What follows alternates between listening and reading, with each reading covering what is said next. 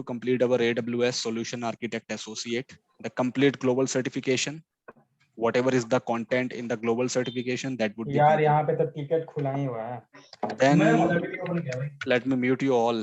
I think you all are in office. So we are going to complete this certification content, whatever is the certification content in AWS, we are going to complete that. Apart from that, there will be additional topics in cloud.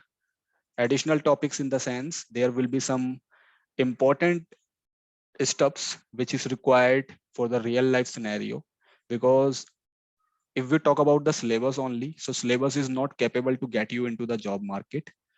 As an engineer, you will have to perform a lot of tasks. Like you should know about the deployment stuff. You should know about HLD, LLD. You should know about the troubleshooting scenario, and you should know about the hybrid technology. Hybrid means how on-premises is getting connected to the cloud environment. So those topics are also going to be the part of this. Plus, since Linux plays a very important role in AWS administration, whatever cloud job you will get in AWS, the interviewer will also expect that you should have the knowledge of Linux. In Azure, it is not the scenario. In Azure, they are mostly looking for the people who can manage the Windows environment plus Azure. They should have Azure knowledge plus Windows server environment. Linux is also required there, but again, Linux is secondary in Azure. But when we talk about AWS, so in AWS, Linux is primary and Windows is secondary, because AWS is more centric to the open source community. So in Linux, when we talk about the company environment, so company are using RHEL. RHEL means Red Hat Enterprise Linux. So the big organization, the big MNC, they have their infrastructure on the Red Hat Enterprise Linux, and some of the companies have their infrastructure on CentOS. So you should know about these two operating system. You should have a good command on it, like how we are going to operate this server, how to handle the system administration activity on these Linux operating system. So this is also going to be the part of this curriculum. In our session, we will also cover this. Then to get a job quickly, in order to get a job quickly in the AWS administration, you should know Terraform. Terraform is a tool. It is a third-party tool. It is developed by HashiCorp and it is used for IAC, infrastructure as code. Means, let me give you the scenario. Suppose if you want to create one server, on cloud environment, so you can do that manually. No issues. You can go to the Azure portal. You can just spin up a server. But when we talk about, suppose we have got a project, we have got a new project where we have to deploy 200 servers within a day. Suppose we have got a task, we have got a project that within a single day, we have to complete the deployment of 200 virtual machines on AWS platform. So that is possible, but again, that will be a manual task and we have to use a lot of bandwidth. Means we have to divide the task among engineers, that okay, one engineer will take care of 10 installation, another engineer will take care of another 10 installation. So that is going to be a bandwidth consuming task. And in the company, we don't have that much time and we don't have that much engineer available, because engineers are also busy in their tickets. They have a lot of issues to troubleshoot. So for that, what companies are doing nowadays, if they have the bulk requirement, just like this, if they want to deploy 200 servers at the same time, so they are mostly going with the automation. Automation means they create one of the script file, they upload it on the cloud platform, and through that 200 of servers will be created within few minutes. So that is happening with Terraform. Terraform is widely accepted tool in most of the company because it is open source. So it can be integrated with AWS as well. It can be integrated well with Azure as well, and it can be with GCP as well. So since it can be compatible with every platform, that's why it has given more preference. Whenever you will search for any job in naukri.com, in Indeed, regarding cloud administration or regarding AWS, you will see that they are looking out for person who should have the exposure on Terraform as well. So it is mandatory, you can say. It is a mandatory skill. You should have that. Apart from this, there are another provisioning tool also, just like Ansible is there. It depends upon the business requirement of the company, what they are using. Cloud Formation is there. Cloud Formation is a Microsoft product.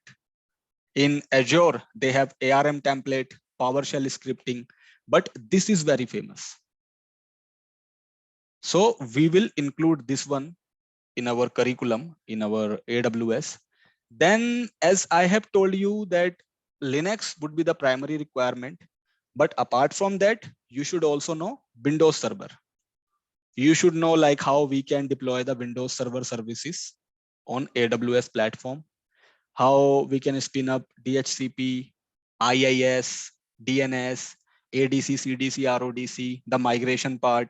So all such thing you should also know on Windows Server, because in AWS, maybe some servers are hosted on Linux, some are hosted on Windows, and the person who will be taking care of AWS as a cloud administrator, it is the responsibility of that person to troubleshoot the issues in Linux and server, Windows Server as well. So you should know both. This is your primary one, and this one is going to be your secondary. And in Azure, it is different. In Azure, Windows Server is primary because Azure is the product of Microsoft, and Linux is secondary. So since we are learning AWS, so we will be learning AWS, troubleshooting topics, Linux, Windows Server plus Terraform. Once these all are completed, then there will be troubleshooting session. In the troubleshooting session, I will walk you through what kind of issue arises in the cloud environment and how will you troubleshoot it as a engineer. Because in interview, they are mostly going to focus on the troubleshooting part. They ask like, if any EC2 instance is not coming up, how will you fix it? EC2 instance boot diagnostic mode is in hang status, how you are going to fix that. The VCP is not working, there is a problem, there is a downtime, how you are going to fix that. So these kind of scenarios we are going to discuss, and we will see how to troubleshoot. After all such things get ended, then your interview process will be started.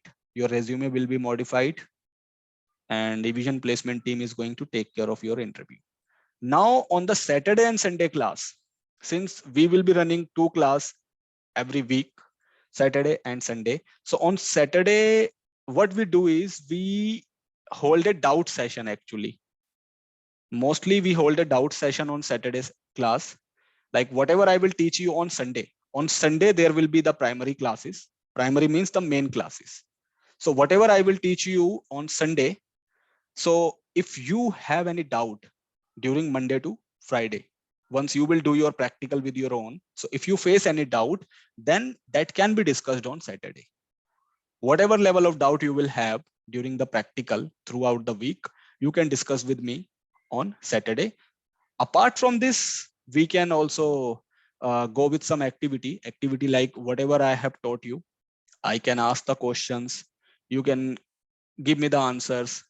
We can work on the presentation. So this will help you to improve your communication, your presentation skills, and your confidence skill, because you all are going for the technology job in future. Once the course will get ended, so you will be competing for the technology job. This is a core technology. This is for the cloud. So they will not hire the people just like you got hired in the desktop engineering. So the interview is not going to be that much easy. They will not ask you what is TSCP, what is TNS, what is Outlook, what is PSTOST. This is not going to be the scenario. They would be focusing on the core concept, the core troubleshooting part. And sometimes they will also ask you to share your screen and just perform the practical. This can also happen. Every time they will not do it, but yes, there can be scenario that they can ask you to share the screen and explain the topic, explain the concept. Just like they can ask you to explain the concept of site-to-site connectivity. So you should be very confident in that. So that's something we will do in our doubt session. If anything is left, we can also do that. But yes, on Sunday, there will be the main classes. We will proceed with that. Now, today is your first class with me. So we will start a topic. We will proceed with the cloud computing. From tomorrow onward, again, we will complete AWS first. We will start our AWS. In our AWS, we will see all the services, all the concept. Once AWS is ended, then we will start our Linux, our Windows server. Then we will start our Terraform. So Terraform will happen at the end. AWS will be in the beginning. Apart from AWS, once the AWS gets ended, we will proceed with the Linux. So that's how the things are going to get work. Is there any question, any doubt so far? Are you all understanding my language? Are you comfortable in my language? Yes, sir. I Yes, can sir. speak English. I can speak English and Hindi only, but I am not going to use Hindi because there are some people who are from South India, so they will not be able to understand.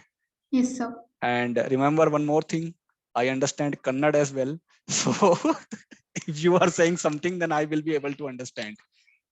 So just make sure whatever you are doing in the internal conversation, I would be able to understand that. And again, you all know my name, so it's Rajesh.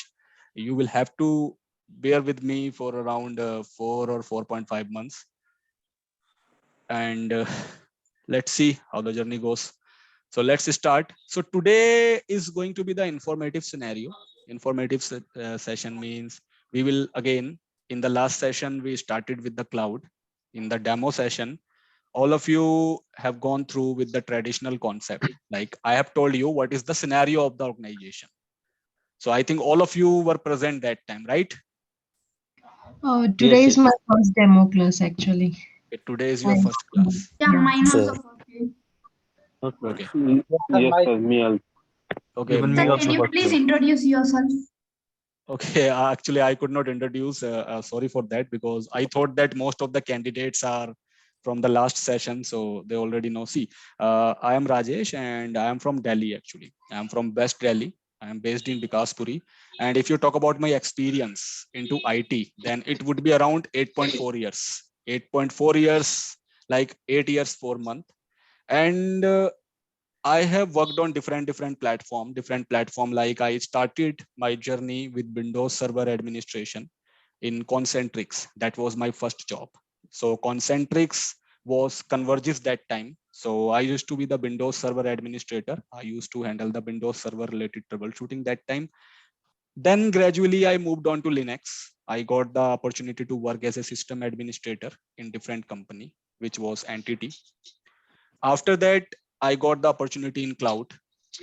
Like I switched to the cloud environment, and on cloud, I gradually moved and pick up the DevOps, the containerization, the orchestration. So currently in my present company, I will not disclose the name of my company. That is against the company's policy.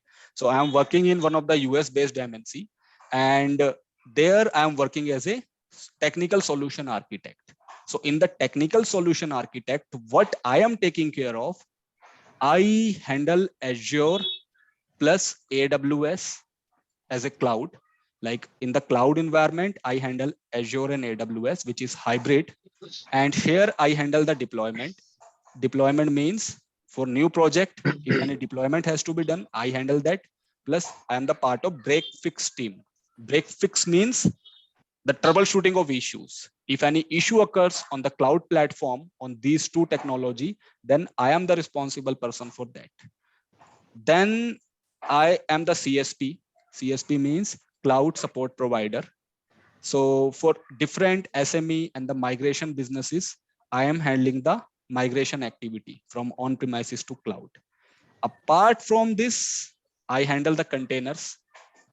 Containers means your Docker plus your Kubernetes plus your OpenShift. OpenShift is one of the Red Hat platform.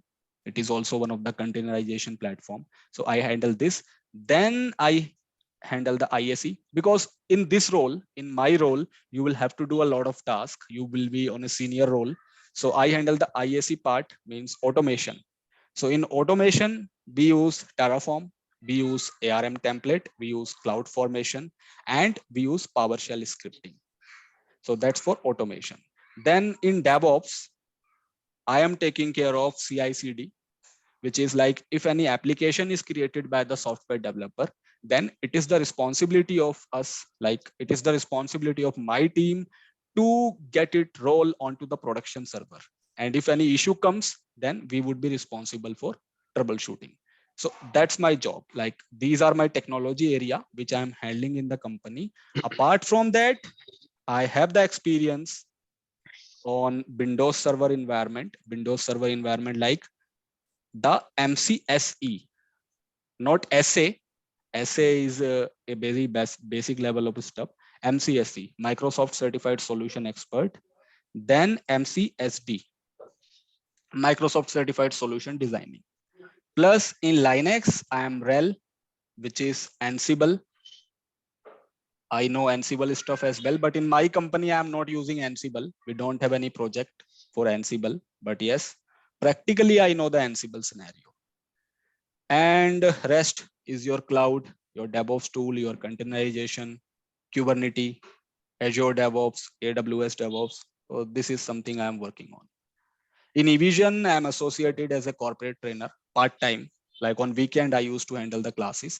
And on daily basis, I'm also handling one class here, which is ITIL. I only handle ITIL class for 1 hour or 2 hours on Monday to Friday. So you can say that I'm the freelance trainer in eVision, the part-time trainer. So most of the candidates, like I think some of you have already taken the classes from me during OJT, the last session. So that was my introduction. In case you want to ask, you can. You want to ask something, you can go ahead. No, sir. Great. Thank you. So it was a very big introduction, not a very big introduction actually. That was brief about me. But yes, Sir, could you tell what is your salary if you want? no, I cannot disclose my salary actually. It's a company policy. But no, it's not the company policy. If I will disclose it, then nobody is going to we do don't know the anything. company name, no? Yes, yes. See, that So, is some kind of integrity that we have to maintain. Just like the Yeah, company yeah. name, I cannot disclose. Salary, I can give you the range, but I cannot disclose the complete salary because it is not something that we should do while working in the company. But yes, in my experience, in my position, if you know these stuffs, if you have very good hands-on exposure in the practical, not only training, if you have only done the courses, then don't expect that you will get very good salary. If you have really worked on these kind of projects on this technology, then on my level of experience, you can expect between 20 to 25 lakh per annum, between 20 to 25 in this market, in Delhi NCR market, I am telling about. If someone have more experience than me, someone have more knowledge than me, then they are earning very high. Like my seniors have the package of 45 lakh, 60 lakh, 50 lakh, depending what role they have. So I'm not a very big level of person, but yes, in my position, it can be between 20 to 25 lakh as a salary. Apart from that, through this corporate training, again, another sources of income. So you can now imagine. So company demands a lot of things with a lot of experiences. If you gain more, you will earn more. Even Sir, yes. can you Please. give us any idea that what will be our salary range after completing the course, getting a job in AWS? Again depends. See, it is not something that everyone will get the same range. If someone has got good communication skills in the sense, it includes confidence while giving the pitch to the interviewer, plus English. So if you have that level of skill and you can present your knowledge in such a great way, then those people are earning more. Because I have seen a lot of people who have the knowledge, who have very good knowledge, but they cannot express themselves in the interview. So that time, those kind of people are not earning that much salary. But yes, the salary will be good in the initial stage, I don't know how much figure it is in the different market, but yes, somehow as per my knowledge, it can be between 3.5 to 5 lakh as a starter. But again, it depends upon the company budget, the technology, the location where you are getting the job, and the startup pays more as compared to the big company. So by luckily, if you get the chance to work in a startup, then you can expect more than this if you have the good knowledge. But in big organization, they have their fundamental, they have, just like in TCS, they offer less salary to the candidate. HCL offers less salary. They offer the salary to the experienced person, but for fresher, they have different criteria. So every company have that. But yes, on my level of experience, like I have 8.4 years of experience in the core cloud. I have only 4.5 or near about 5 years of experience. I'm about to complete my 5 years in the cloud administration journey. So you can imagine that only in cloud within 5 years, and after learning all this technology in the real life scenario, you can be in the range of 20-25 lakh. But you should have that level of skill set. Otherwise, if you are only stick with the cloud in future, then cloud have their own limitation, they have their own salary.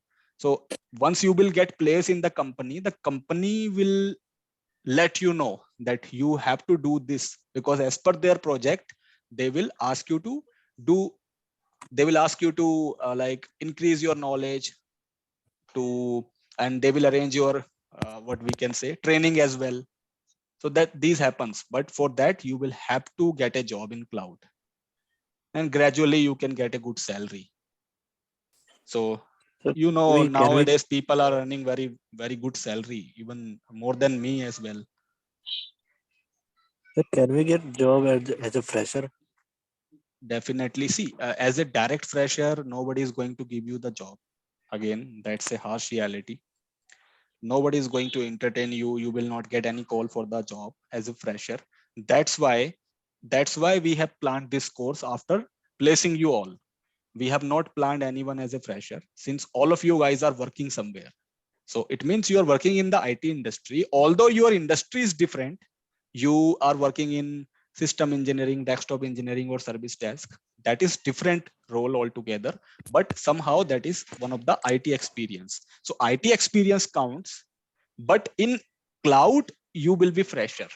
So they will treat you fresher in cloud, but they are not going to treat you as zero in terms of experience. Just like take my example, I used to work initially on Windows Server and Linux platform as an administrator, as a system administrator. So when I switched to cloud, so they did not dealt me as a fresher in IT because I had the exposure to servers, but in cloud I was fresher. So the salary will be decided accordingly. It is not something that it will be very it will be starting from zero. It is not going to start from zero, because your current experience will be counted, but in cloud you will be fresher. So the salary range will be decided basis on your previous experience, how much you are getting, plus as a initial level in AWS, what is the budget of that company. So that is going to be the salary for the people who are very much So fresher. 6 months, For I 6 months, 6 months experience is enough, or minimum six should we? months is enough. Minimum 6 months should Okay, be, so that you can get the okay, experience sir. letter from the company. I- But if okay. the So person 1 year. is very much fresher, if they are zero, if they don't have any experience, they are just graduate, then forget that you will get the job in cloud. Yes, sure, So sure. I have a doubt. Actually, I have Yes. 2.5 years of experience in HCL Technologies Noida, and here I am working as an SSCM. So I need to push the software. Okay. Yeah. SCCM. Yes. Okay. So I'm getting 5.5 LPA here. So how much I can expect them? 7 or 8 or more than that? Depend like how well your interview goes. You can expect more, but yes, I will not say that more than 8 or more than 10 again, because in cloud you will be totally fresher. But yes, you can expect more than your current salary. Yeah, thank you, sir. Okay.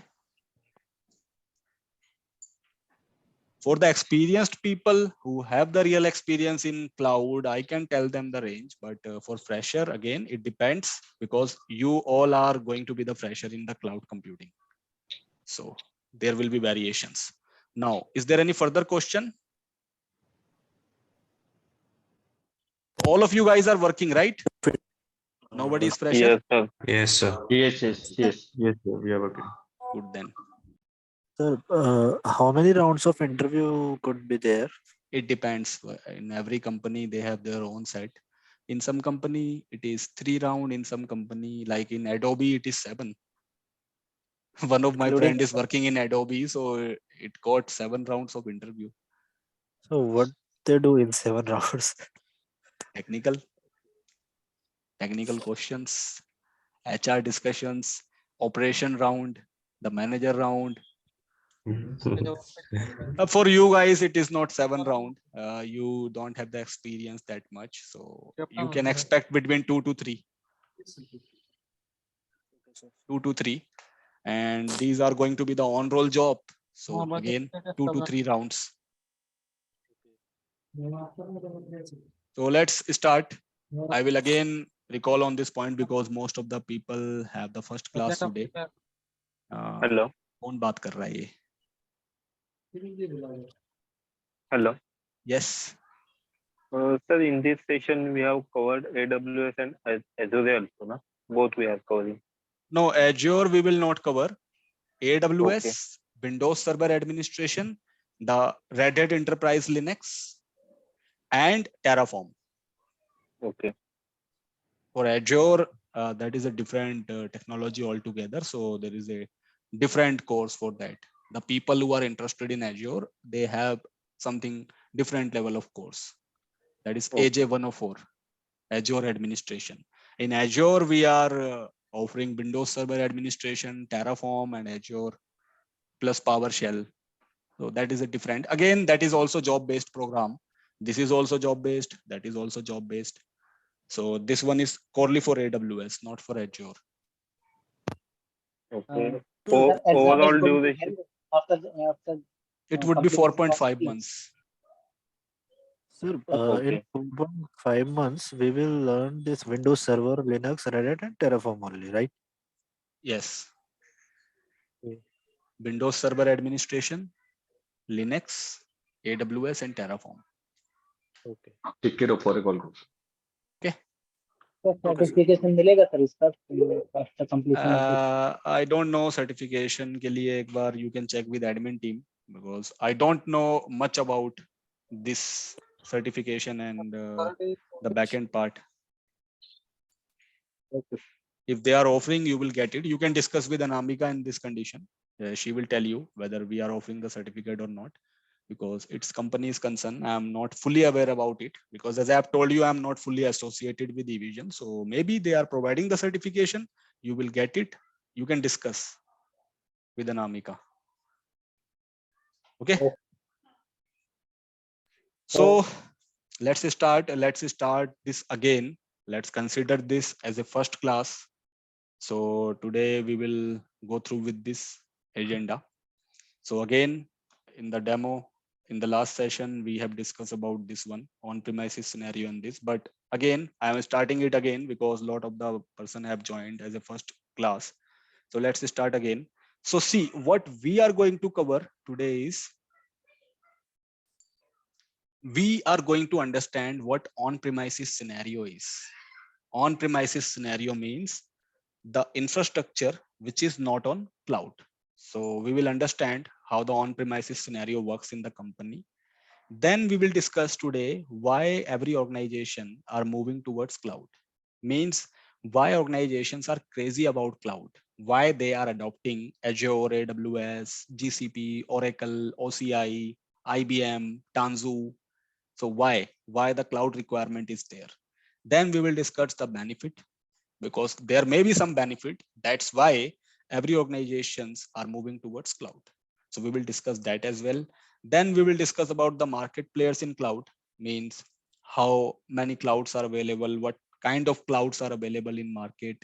Then we will cover deployment model in cloud, like how the company can deploy their infrastructure, which is public, private, and hybrid, how the scenario happens in the organization. So mostly in the company, they have public and they have hybrid infrastructure when we talk about cloud. So we will discuss that, what is public and what is hybrid. Private infrastructure is not on cloud, they are on premises. So we will also discuss that. Then we will discuss about cloud service delivery model, like how the service is getting delivered on the cloud platform in the form of IaaS, PaaS, and SaaS. Then we will see why every organization is preferring, like why most of them, not every organization, why most of the organization prefers AWS over other cloud, because there are a lot of cloud in the market. Some goes with Azure, some goes with AWS, some goes with GCP. Every cloud has different benefit. Every cloud has its own limitation. So it depends upon the current infrastructure of the company, that how they are having their infrastructure, and in future, if they are picking any cloud, so how they want to move that, what is their requirement. Like the company, just like let me give you the scenario, the company which has a lot of servers on Windows platform, and they have a lot of Windows services like Office 365, SharePoint. So these kind of organization will be mostly looking towards Azure, because they are more to Windows server centric. But the organization which has the hybrid infra, or which has the more infrastructure on Linux platform, on Unix platform, so they will go towards AWS. So again, before selecting this criteria, company will look into the price possibility factor as well, that what service is economical in Azure, what is economical in AWS, what service is very costly in AWS. So company decides all such things before picking any cloud solution. And this is the job of solution architect in the organization, to let the company know that what cloud should be adopted as per their current infrastructure. So we'll discuss that part as well. So this is going to be our agenda for today. And from tomorrow, we can start the practical. Tomorrow would be your primary class, but since we are in the first session today, that's why I have started something. Otherwise, we don't have any doubt to take today. So let's start. So let's start with the first thing, which is on-premises scenario. Before cloud, if the company has not adopted the cloud platform yet, then how their infrastructure looks like. So this is how the traditional infrastructure looks like. Traditional infrastructure means company will have their own data center. Data center means data center is a location in company where all the physical servers, network devices, security devices are available. So that is known as data center. So every company have their data center. Now there is a twist here. When we talk about data center, so data center are of two type. Actually, I am not very good in spelling. That's why I can make some mistake, because I have the habit of right click and ignore. So data center can be of two type. The first one can be centralized and second one can be spoke. So when we talk about centralized database, so what is that? Suppose you got placed or you are working in one of the US based MNC. US based MNC means the company belongs to US. They have their head office in US.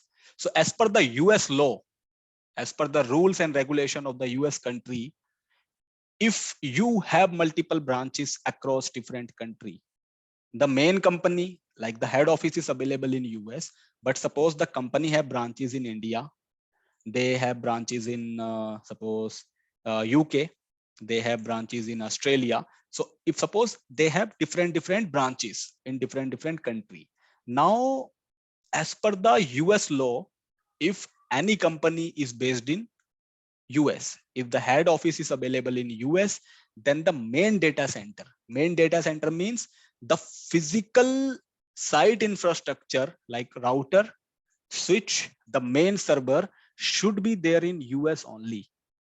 It cannot go out from the US. So the main data center will be available in US, which is known as centralized.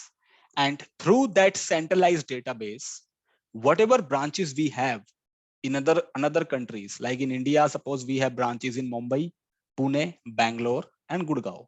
So these are the different branches. And in different branches, there will be another data center that is known as spoke data center, and that spoke data center will be connected to the centralized data center which is there in US.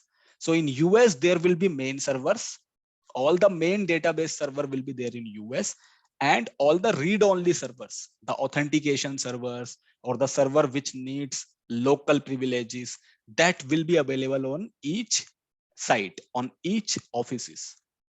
So this is called data center. So data center is a big room.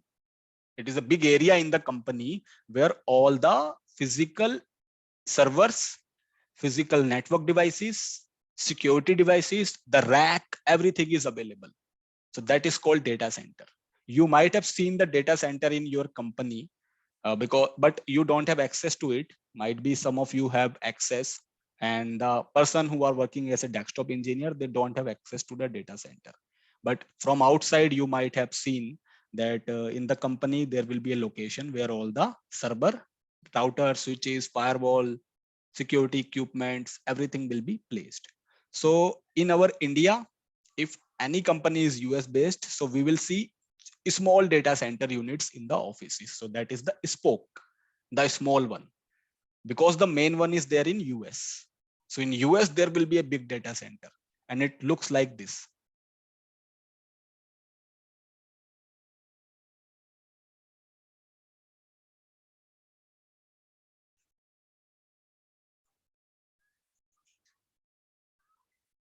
The data center looks like this. This is for the big organization. In the normal organization, actually, data center looks like this. This is not the data center. This one. This is the data center. This is for the giant organization like Google, Deloitte, Microsoft. So they have the data center like this. So it consists of multiple server racks, multiple router and switches racks. See, these are the switches. And in the data center, there will be patch panel. These kind of patch panel will be there in the data center. So you might have seen that in your offices. If you have Yes. access to it, you can go Yes, sir. inside as well. Yes. This is known as data center, where all the physical equipment related to IT is available. So this data center is responsible for providing the connectivity, because all the server, all the network equipments will be available here. So it is responsible for connectivity. Now, when we talk about the data center, which is not on cloud, if we have not adopted any cloud solution in the company and we have the physical devices, we have the physical server, we have the physical router, physical firewall, physical load balancer, ATS, IDS, database. So that is known as on-premises infrastructure. And technically, most of the person also say on-prem. So what on-prem is? On-prem means if the company is not on cloud, they have their infrastructure physically located in the company. So that is on premises, means in the company premises. So understood? So currently most of the company have their infrastructure on premises if they are not on cloud. So you guys might be working in the on premises infrastructure. Any question? No, sir. No, sir. Any doubt? No, sir. No, sir. No, So, sir. So it is clear. so Now, when we yes. hello. Yes. So Yes. Tell me. when we connect to the client application, that time we connect the client VPN. This is also on premises, no? Yes. Right. When any person who is working from home location, if they connect with the VPN, to the company side. So they are connected Yeah, to yeah. the on-premises infrastructure. Okay. Okay. So traditionally, if the company have physical servers, physical routers, physical switches, and physical devices, that is on-premises infrastructure. Now, in the on-premises infrastructure, we have some limitation. We have some disadvantages of on-premises infrastructure. Although it was the first infrastructure, traditionally, starting from the IT, on-premises infrastructure is in prevailing condition. Still, it is continuing, but it has some limitation. It has some demerits. So what are the limitation? So when we talk about the on-premises infrastructure, let's take an example. Let's take an example of, we will take two examples. The first one is a new business. New business means someone is going to start a startup. And another example, we will take it for established company. Established company means we will take it the scenario of big organization, just like MNC. So we will take two examples. So let's start with the first. Suppose there is a user, there is a not user, there is a businessman. His name is Sumit. So Sumit has decided that I am going to start a new company. I will start a new company, and that company will be into online shopping. I will start a new online shopping company where what I will do, I will host one of the online shopping application, and persons can do the online shopping with the help of that app. That business Sumit wants to start. It is similar like Amazon and Flipkart. So this is the idea of Sumit. Now for this, Sumit has to start a company. He has suppose 1 crore rupees as a initial capital. He can invest 1 crore rupees to start the business. Now let's talk about how he can start the company. So in order to start the company, what is required? He need an office. He need a site. Maybe it can be the rent it. It can be his own location. So it depends. Now he need furnitures and fixtures. Furnitures and fixture means, again, in order to run the company, he would have to purchase the furnitures. He will have to invest in the fittings, the stationary items, TV, AC, whatever. So whatever is required in a new organization, he has to invest in that. Now comes to the IT infra, because this business is totally depend on IT. He is going to start a online shopping company. So that is completely going to depend on IT. Now in IT infrastructure, he has to purchase servers, because servers will be required in order to run the online shopping sites. For backup purpose, for failover purpose, we would be requiring different server. For internal connectivity for the employees, we need DHCP server, we need DNS server, we need certificate server, we need web server, application server. So depend upon our requirement, we have to purchase a lot of physical server. How the physical server looks like? So it looks like this. You might have seen that in your company as well.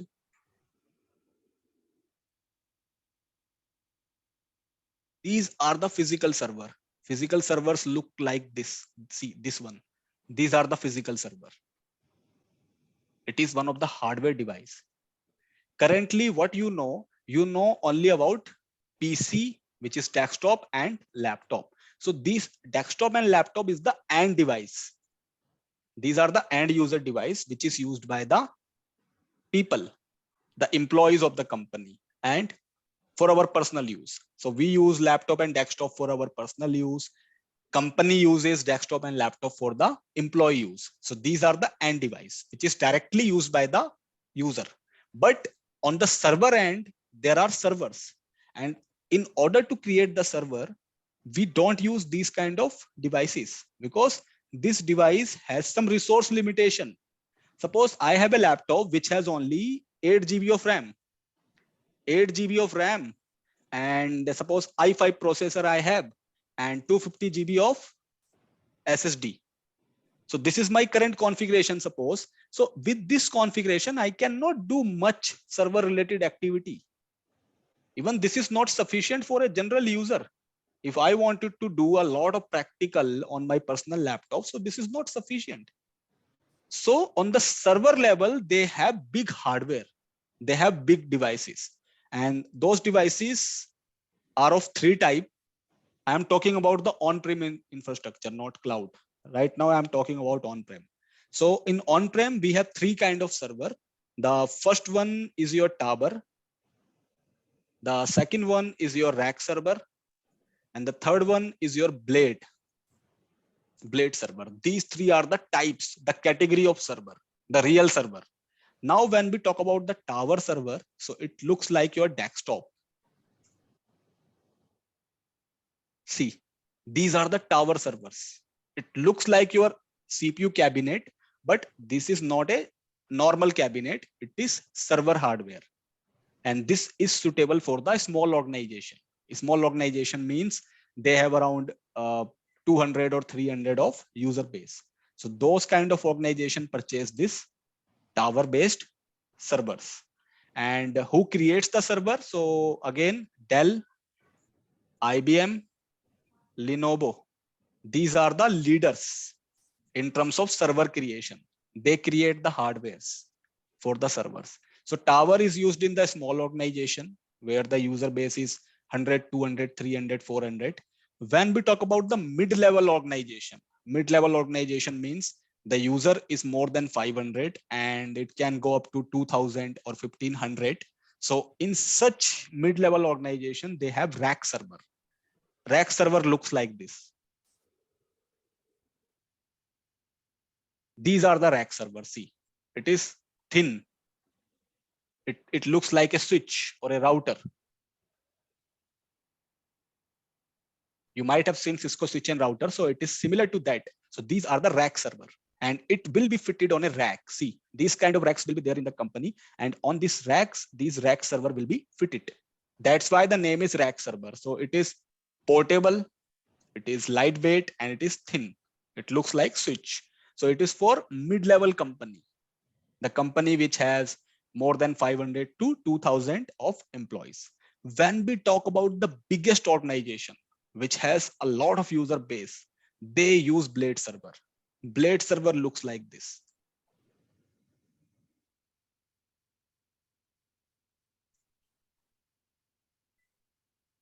These are the blade servers. See this one is blade server. In this blade server, you can change the hard drive anytime. If any hard disk gets full, you can change it anytime in the running condition. You don't have to switch off the rack. In the running condition, you can change the hard disk. You can insert a new, just like this person is doing. So these are the blade server, and this is suitable for the big organization where the user base is 5,000, 10,000, 15,000. Like Google. Like Google, like Deloitte, like Wipro, like Accenture, like HCL. They have blade. Only Google is not a big company. There are a lot. Genpact, Capgemini. So they have a lot of user base. So they have the blade server.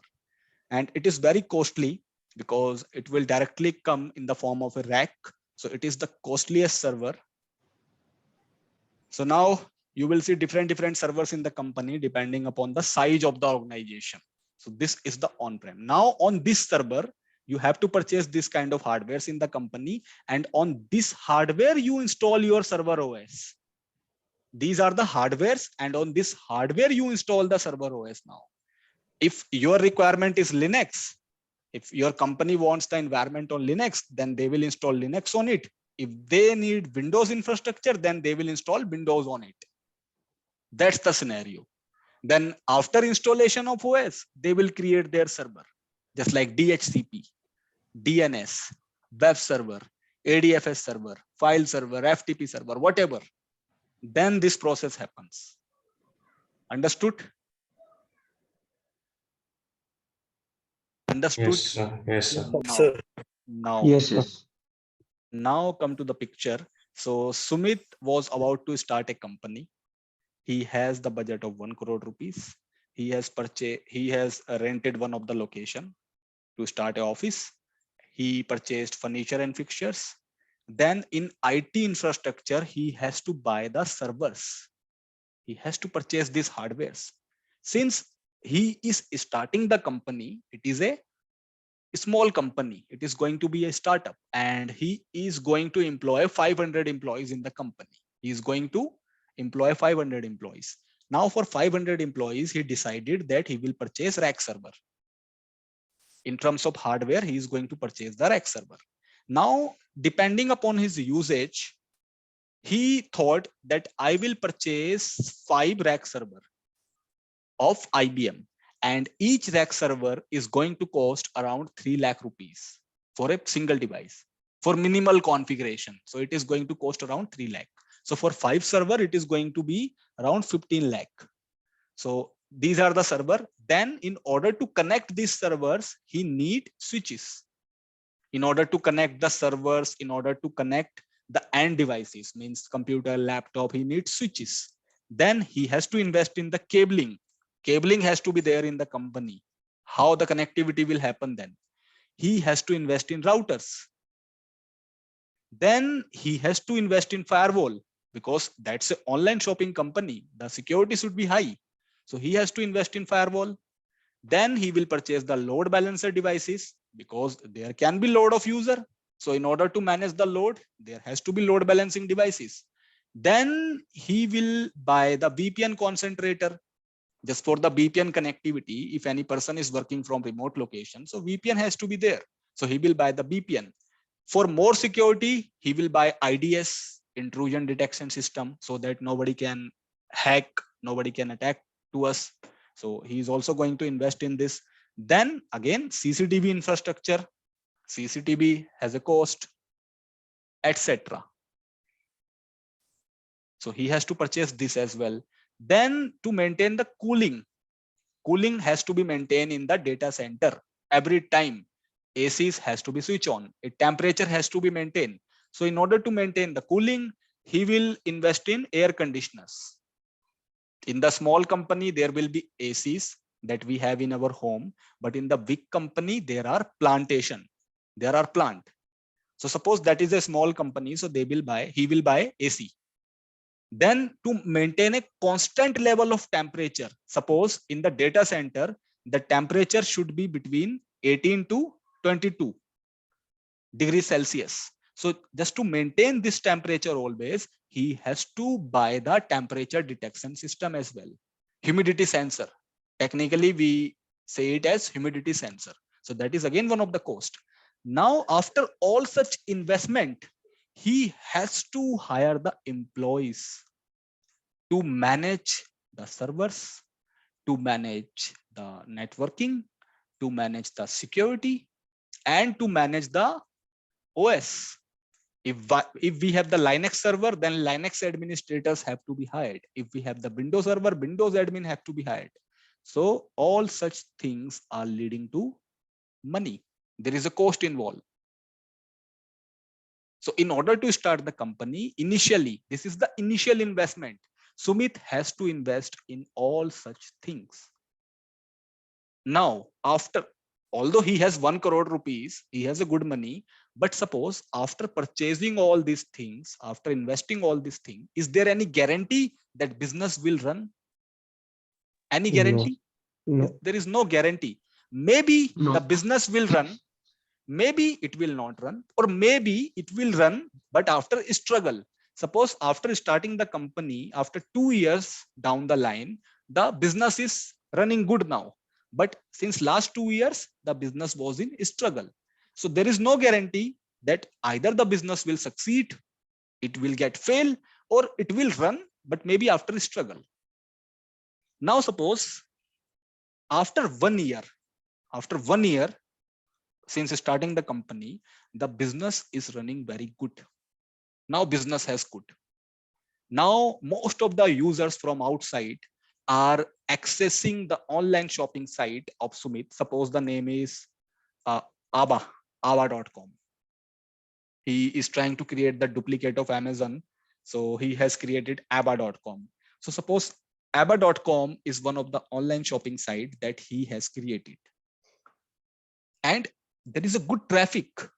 A lot of users are accessing this website. They are doing their shopping. It is running good. He is earning good profit. But the scenario over here is maybe he has this kind of infra. He has only 5 server.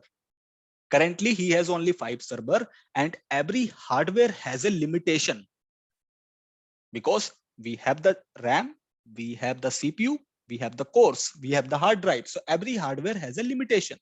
If I have the laptop which has only 8 GB of RAM, so my laptop will give the performance only till 8 GB. If I will try to put more load on my laptop, then that is not going to handle the services. That will crash. It will hang. Similarly, it happens with the server also. He has only 5 rack server. Suppose those 5 rack servers are only capable to handle the load of 6,000 users at the same time. Means 6,000 visitors can access the online shopping site from this server. It will work. But since the business is running good, so there can be chances that user base will also get increase. Suppose on one fine day, there are around 14,000 users who are hitting the website. Since our hardware, I have only 5 server, which is capable of 6,000 users at a time. But at the same time, if 14,000 users are hitting my website, then my hardware is not able to handle that. And what will happen? My server will down. That is called server downtime. Server is down, server is crash. And nobody would be able to access abba.com. Server is down now. So this is what? This is loss to business. This is clearly loss to business. And if this situation will happen every day, then nobody will be interested. People will think that always this server is down. We don't have to go to this. So this is completely loss to the business and impact to the business. Why? Because my hardware is not capable to handle the demand of the user. If there is a high demand, I'm not able to handle that. If there will be low demand, again, I can handle that because I have the low hardware capacity. So suppose Sumit has decided, Sumit has checked the performance and he decided that, okay, the load is getting increasing day by day. So he has planned to purchase more servers. He has planned to purchase 5 more servers, suppose. He has purchased 5 more server. Then for this, he does not have any port available in the switch. So he purchased 1 more switch for the connectivity. He has to invest again in the cabling. So again, the money. Now he has total 10 servers. So now it is running good. But again, there is no guarantee. Maybe after 1 year, more users will get increase and there will be more load.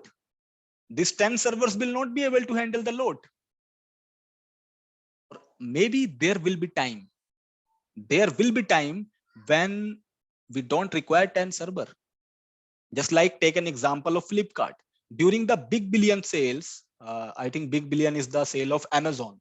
So during the big billion sales in Amazon, they have Flipkart. Okay. During the big billion sales in the Flipkart, they have a lot of user traffic on the Flipkart website.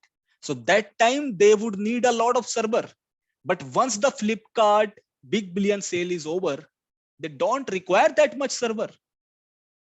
But we have purchased it. If we have purchased it, so we have to maintain them. There will be maintenance cost. Electricity charges will be there. The engineers will have to be hired. There will be engineering salary. There will be maintenance charges. There will be AMC of the hardware because we cannot keep them shut down now. We have to keep them open because we have purchased the operating system for them. There has to be licensed operating system in company. So we have given the charges. So again, this is loss to business.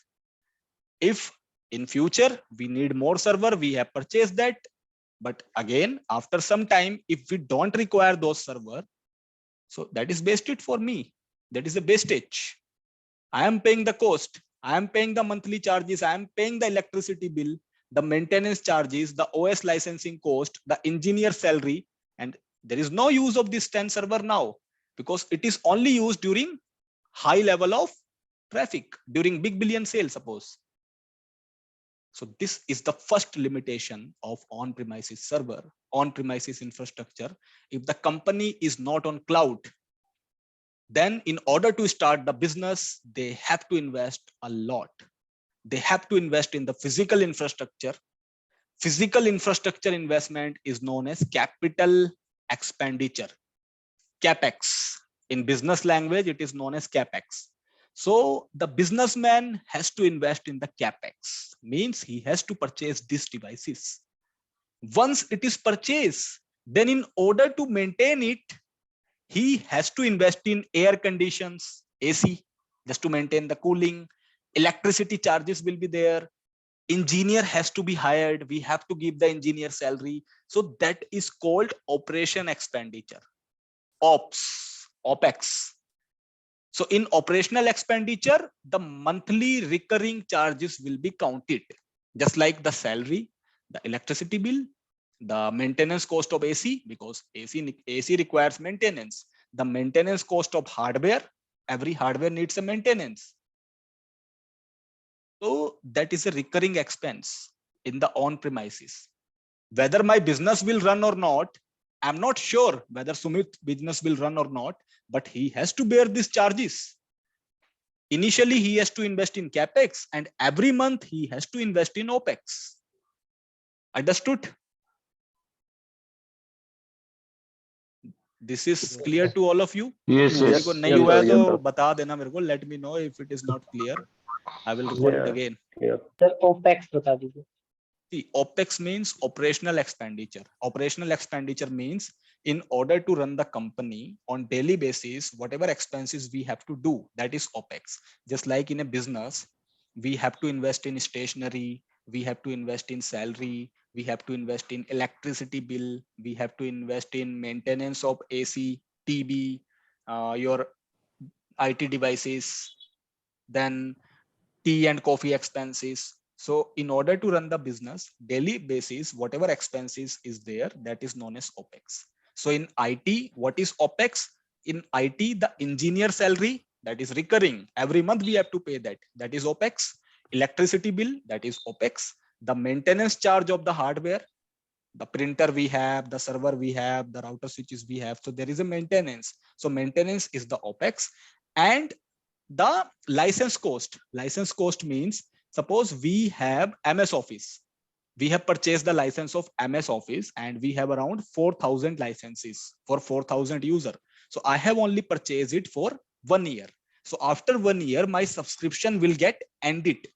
So in order to renew these licenses, again, I will have to pay to the Microsoft or to any vendor. Suppose I have purchased Tally. Just for my finance department, I have purchased 4 Tally licenses for 1 year. After 1 year, if I plan to extend that, then again, I will have to pay it for 1 more year. So that is a recurring expense. That is called OPEX. Means time to time expenses in order to run the business is known as OPEX. Understood? Yes, yes. So this is one of the limitation in the traditional infra. In earlier days, when there was no cloud, and if anyone wanted to start any business, he has to invest in CapEx and OPEX. That was the first thing. The second thing is, if the demand increases, if more traffic is hitting to my company, then if my hardware is not able to handle the load, I have to purchase more. I have to again invest in CapEx. But there is no guarantee that after that investment, my business will run or not. Or suppose I have purchased 10 more server, but I don't know whether 10 servers will be capable to handle the load or not. There can be more load. Maybe I would be needing more than 10. So again, I don't know. I'm not predicting how many servers are required, how much infrastructure would be required. And this is ultimately leading to loss. If I am not able to handle the requirement of the external user, then they will not come to my site. There will be loss to my business. That is a clear loss. So again, that was something, the limitation. Let's talk about a big company. In the big established company, just like take an example of MNC. In the MNC, they already have their infrastructure. They have a big infrastructure already. They are running good. They are doing good. But again, they also face loss. It is not something that MNC will always run the profit. They face loss as well. That's why they are firing the employees from the project. Microsoft has fired, Google has fired, Meta has fired. So everyone is firing. Why? Because they are running in loss. Now, again, the big company also have to invest in capex. They have to buy the infrastructure. They have their operational expenditure every month. That is cost for them. And again, they are also facing this kind of problem. Suppose let's take an example of Amazon. Amazon is a very big online shopping site. Sometimes there are a lot of users, sometimes there are less users. During the sales time, there are a lot of billions of users are hitting the site. So as per the demand, their server should be in running condition. If 10,000 user is hitting the website, their server should be capable to handle the load of 10,000. If 10 crore users are hitting the website, their server should be capable to handle the load of those 10,000 users. But we cannot predict anything because we don't know tomorrow how many users are going to access Amazon. We don't know. So how we are going to manage the demand of external user in the on-premises scenario? It is not possible. Even on the spot, suppose if 10 lakh users are accessing the Amazon website and my server is not capable to it, so I will have to buy more hardware servers. And for that, it takes time. You cannot buy that in a one day. Suppose it's a big billion sales of Flipkart and Flipkart owner sees that, okay, there is a huge demand of the user. Our server is not capable. So we have to buy more servers, but they cannot buy in one day. There has to be quotation, the server will be planned, then server will be ordered, then server will come to your company, then your network team is going to configure that, your server team is going to configure that. So it is going to take a month. And big billion sales is only for 1 week or maybe for 14 days. So what I will do after purchasing those server, if I cannot use that? It means it is a clear instruction that it is going to hit my business. There can be loss to the business. So this is the limitation. This is the demerit of traditional infrastructure. In the traditional infrastructure, there is a high involvement of capex and opex. Means you have to buy the hardware, the physical infrastructure, and time to time you have to do the expenditure to run the infra.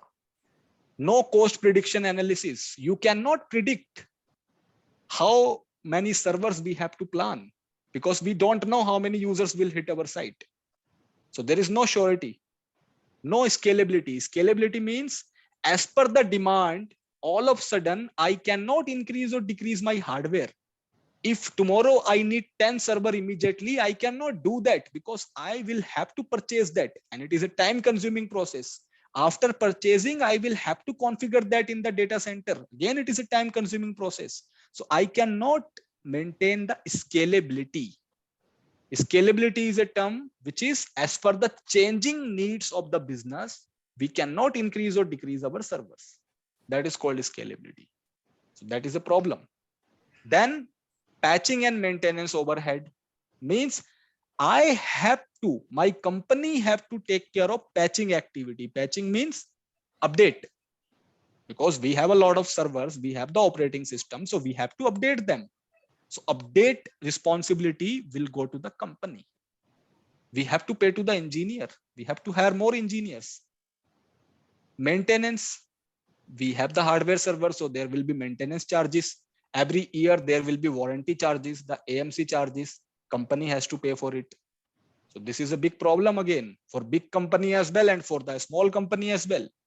Big company also have to take care of this and small company also have to take care of this. Then not reliable. the traditional, the on-prem infrastructure is not reliable. Not reliable in the sense, this is my on-prem infrastructure. It has hardware, and I don't know when my hardware will stop working. Suppose I have 5 servers. Out of 5 servers, suppose there is one server which is hosted on a physical device. Maybe at some day, my physical server is not working. It is down. It is not getting on. There is no electricity, no power supply on that server. So the traditional infrastructure, the on-prem, is not reliable in terms of hardware downtime. There can be hardware failure anytime. Server can be down. That was again one of the problem. Latency can be issue. Latency means I have my company data center in Delhi. The users from US are accessing my website. So there is a huge distance. And because of the distance, there will be slowness. There will be latency. That is a problem. To handle this kind of latency, if I know that most of the traffic is coming from US, then I have to plan one of the office in US as well, so that I can route the US user to US company. So in this way, we can get rid of the latency issue. But again, that is costly. That is a costly solution. We have to plan a new company in the US altogether. There is an involvement of cost. This is again one of the limitation. If you are not on cloud, I'm talking about on-premise, not cloud. Then need to take care of compliance requirement. In the on-prem infrastructure, since you have a big infrastructure, so you have to take care of compliance. Compliance means, it is a legal word. Time to time, the auditors will come to your company and they will audit the infra. So you have to take care of the guidelines of compliance. Means your OS, whatever OS you are using, Linux, Windows, it should be up to date in the company as per the compliance policy. It should be up to date. Otherwise, there can be security breach. It should be latest. Latest in the sense, you cannot use Windows XP nowadays. You can use Windows 8, Windows 10 is there, Windows 11 is there, but you cannot use the expired licenses. XP, Windows 95, Windows 98, that has been discontinued by the company. So you cannot use that. So everything should be latest. It should be up to date and it should be licensed. You cannot use any free software. So there is a cost. There is a compliance cost. Means in order to maintain the legal regulation, you will have to invest in the latest thing. Even time to time, you have to change your hardware as well, because every hardware has a life. So after every 5 years, after every 7 years, you will have to change your hardware. You cannot use the P3 processor in the i7, i9 scenario.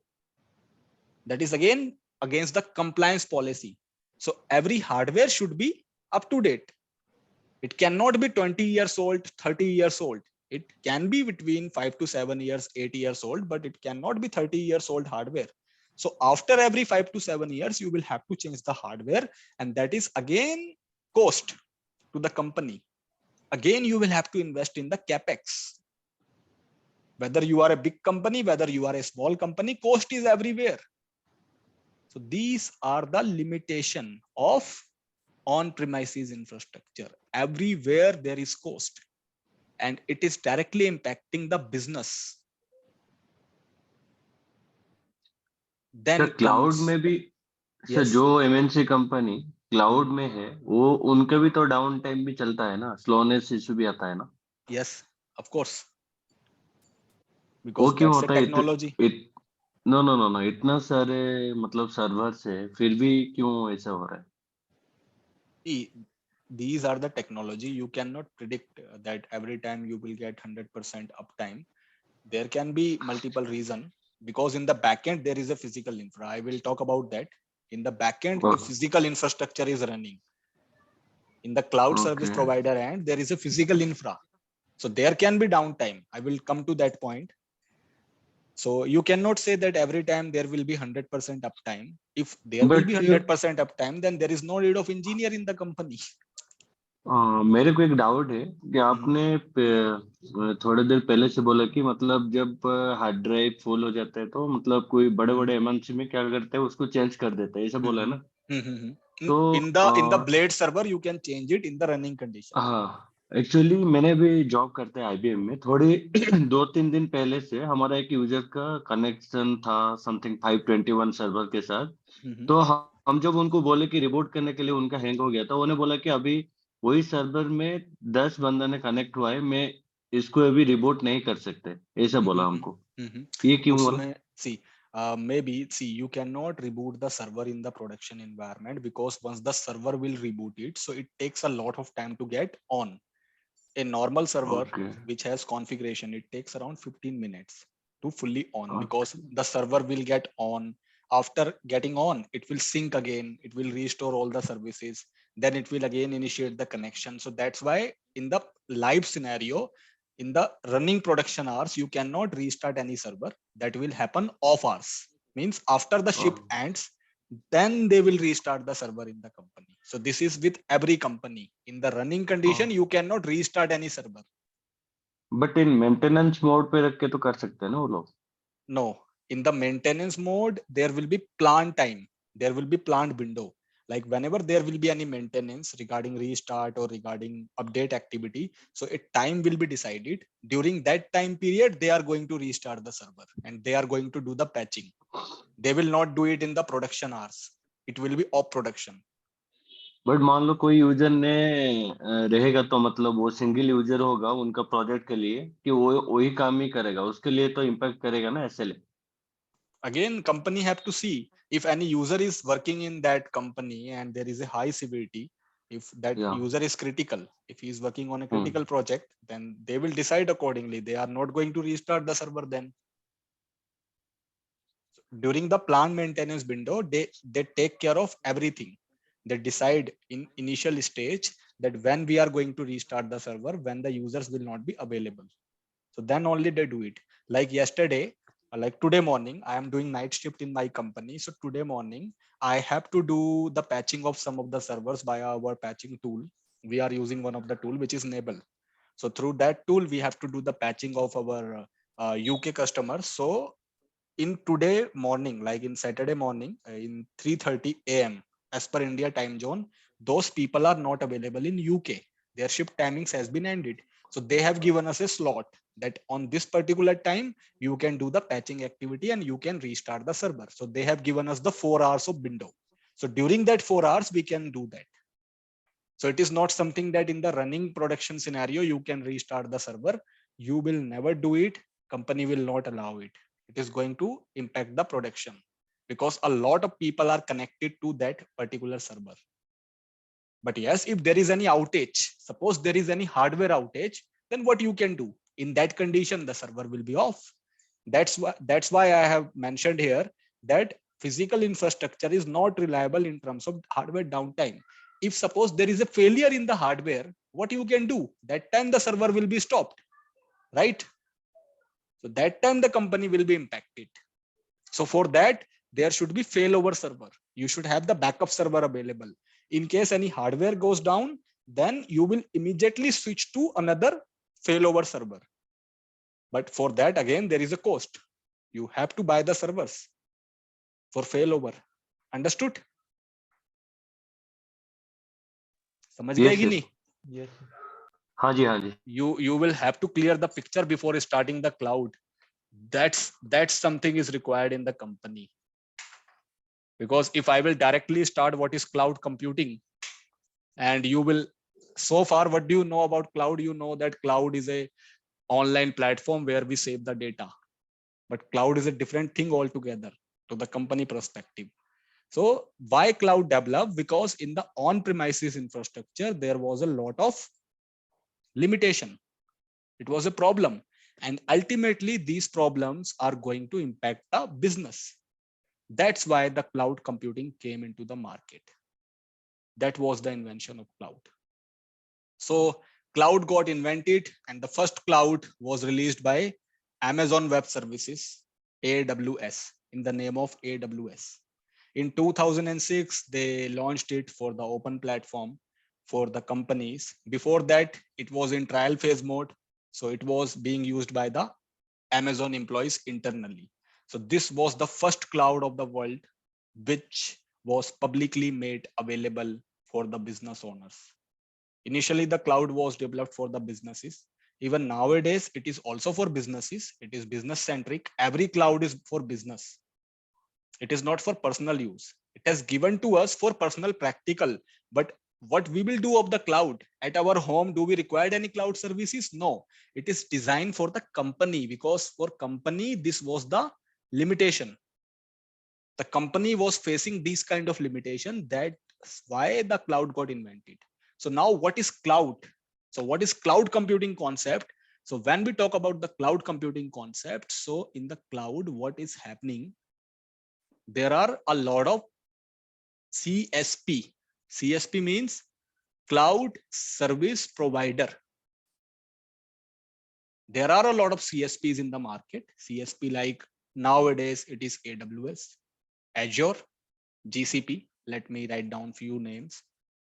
AWS, Azure, GCP, then OpenShift, your OCI, your Alibaba, etc. There are a lot. Rackspace, a lot, etc. So these are known as CSP, cloud service provider. Means these are the vendor who gives the services of cloud to the business owners, to the businessmen. Just like HCL. Let's take an example of HCL. HCL has on-premises infrastructure. They are facing this problem because that's the real problem. HCL is facing this problem, suppose, and they have decided that I will go to cloud now. I will not go with the on-prem. I want to go to cloud infrastructure. So these cloud service provider is responsible for providing the services to these kind of business. And that's the reason in the world, you can estimate like around 80 to 85% organization have already moved onto cloud environment because of the advantages cloud has. So that's the reason most of the companies have already switched to cloud, and some are still in the phase of migration. So after a few years down the line, every company, you can say 99% of the organization will be moved towards cloud. It can be any cloud depending upon the business requirement. It is not something that they only prefer AWS. They also go with Azure. They also go with GCP, OpenShift, depending upon their current requirement. Now, what is cloud? What is cloud computing concept? So cloud computing means these CSP, this vendor, the cloud provider, just like take an example of AWS. So AWS is the product of Amazon. Amazon is the richest company in the world. Nowadays, it is Elon Musk, but before that, Jeff Bezos was the richest person in the world. So they have a lot of money. So what they did is they know that for company, they are facing the problem in the on-prem infrastructure. There is a huge maintenance cost every time. So what they did is, since they have a lot of money, so they have created their own data center in their location. Means AWS, let's take an example of AWS only. So AWS has created the biggest physical on-prem infrastructure in their site, just like this.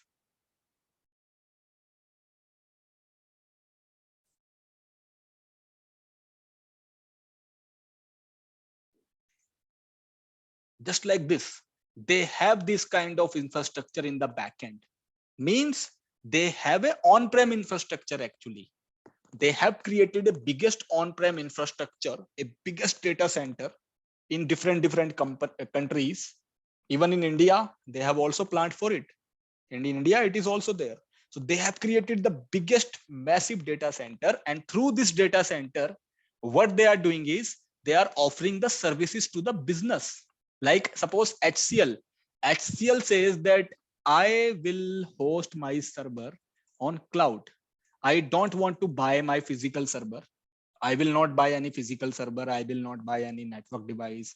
I don't want to take care of this patching activity, these guidelines, the compliance, The upgradation part, I don't want to take care of it. If any hardware goes down, then it is not my responsibility. What I want is, I want to host my complete server infrastructure, the complete network infrastructure on cloud, on AWS. And now what AWS is doing, AWS has their physical infrastructure in the backend. So it will provide you the service on rental basis. Rental basis means, suppose HCL says that I need 200 servers. I want to create 200 servers and I want to use Windows Server plus Linux, the mix.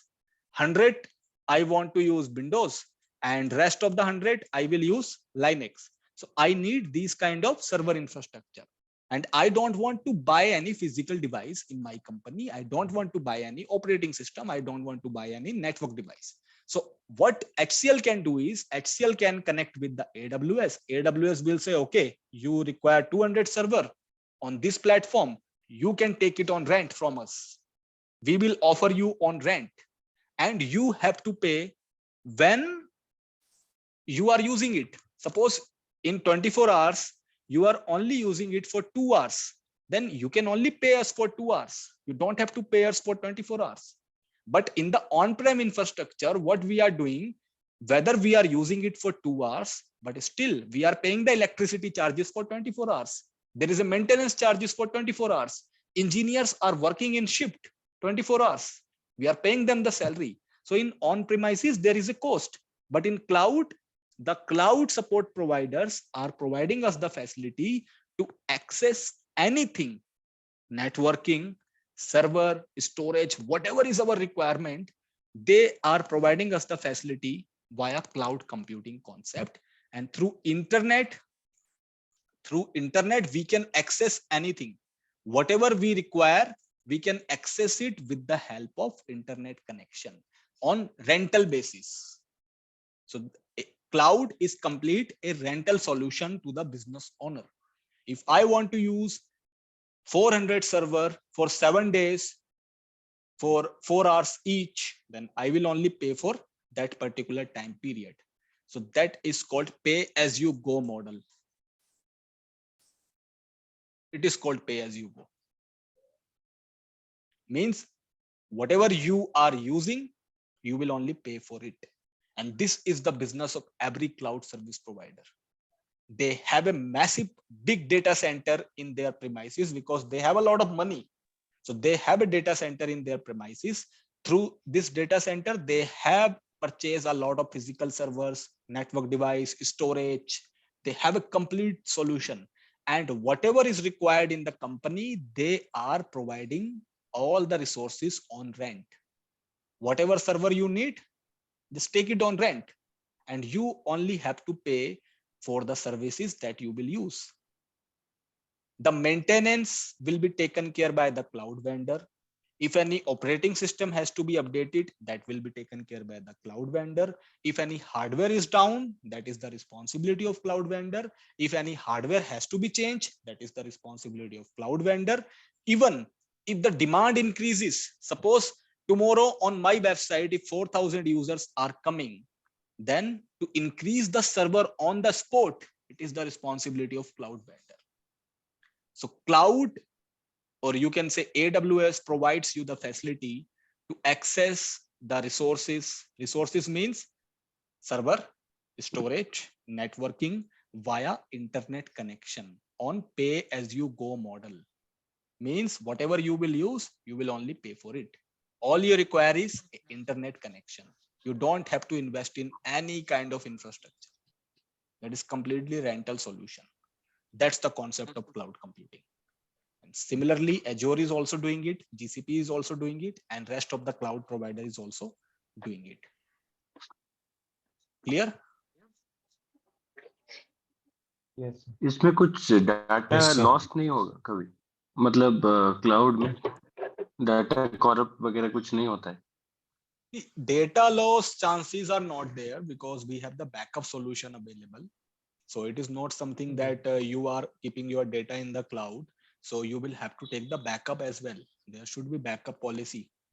So if you have the backup, Then in case the data gets lost, you can recover it. Similar situation applies to on-premises as well. We have the backup. In cloud as well, we have the backup available. Okay. So backup has to be there. Again, it is one of the compliance policies. So backup, you will have to take the backup because you cannot rely on anything. In the back end, it is also one of the physical infrastructure. Although cloud service provider will give you the guarantee, but we cannot trust on anyone regarding our data. So we have to take the backup as well. We should have the backup solution. See, these kind of infrastructure is there. This is the physical side of AWS. They have a massive big room, just like this. This is the data center. So they have the different physical sites in different part of the country, and through which they are providing you the facility of cloud computing. And they are connected via these kind of cable. Through this cable, all the data centers are connected in the world. See, these are the data center, the real data center of cloud provider. So whatever you need, you can pick it up from the cloud vendor on rental basis. That is the concept of cloud computing. So it is not something that anything is on cloud. Cloud is a name just. The data is actually, the physical infrastructure is actually there, but the responsibility is with the cloud vendor, which is AWS, Azure, and GCP. They take care of that particular infrastructure. And what you are doing, you are only accessing the services on rent. So what is the benefit of having the cloud? Why companies are adopting the cloud? So these are the benefit. Cloud is cost effective. You don't have to buy any hardware. Everything you can take on rent from the cloud vendor. So you don't have to invest. Even if you are starting a new company, so you don't have to invest in the server. No network device, you can take it on rent. If the business is not running good, you can shut it down. So you don't have to worry even starting a new business. Cost prediction analysis. You can predict the cost. Cost means you can predict how much cost the server will give you. Just like, let's take a scenario.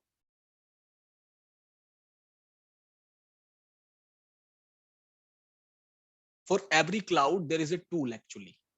Just like in Azure, there is a cost analysis tool, which is known as Azure Advisor. There is an Azure Advisor tool. And in AWS also, there is AWS Advisor or AWS Cost Analysis tool. So what we can do is our sales team can predict the thing. Predict the thing in the sense, we can predict the cost. There is a tool. You can go to that tool. I will tell you the practical of this tool during the AWS practical. So you can go to this kind of tool and you can give your requirement, and on the spot, it will give you the rent. That suppose in future you want to run 200 server for 7 hours in a day. So how much cost it will give you. So you can predict your cost. You can check your cost. How much money you have to plan, how much budget you have to plan. So that is possible in every cloud. So it has the benefit for the business owners that they can decide their budget accordingly. They can predict their cost. Then scalability benefit. Scalability means whenever we have to increase or decrease the server, we can do it on the spot. If we have to add 50 more servers on the spot, we can do that. Just like during the big billion sale, if Flipkart has to add 200 more servers, they can do it on the spot because they are on cloud infrastructure. They don't have to wait for the hardware to purchase. The hardware will come, they will set up the infra. They don't have to do it. They will just give the requirement on the cloud portal and servers will get ready in few minutes. So this is not going to impact my business. Even after the big billion sales is ended, you can decommission those servers because you don't require. So you can shut them out. And AWS or any cloud is not going to charge you because you have not used that.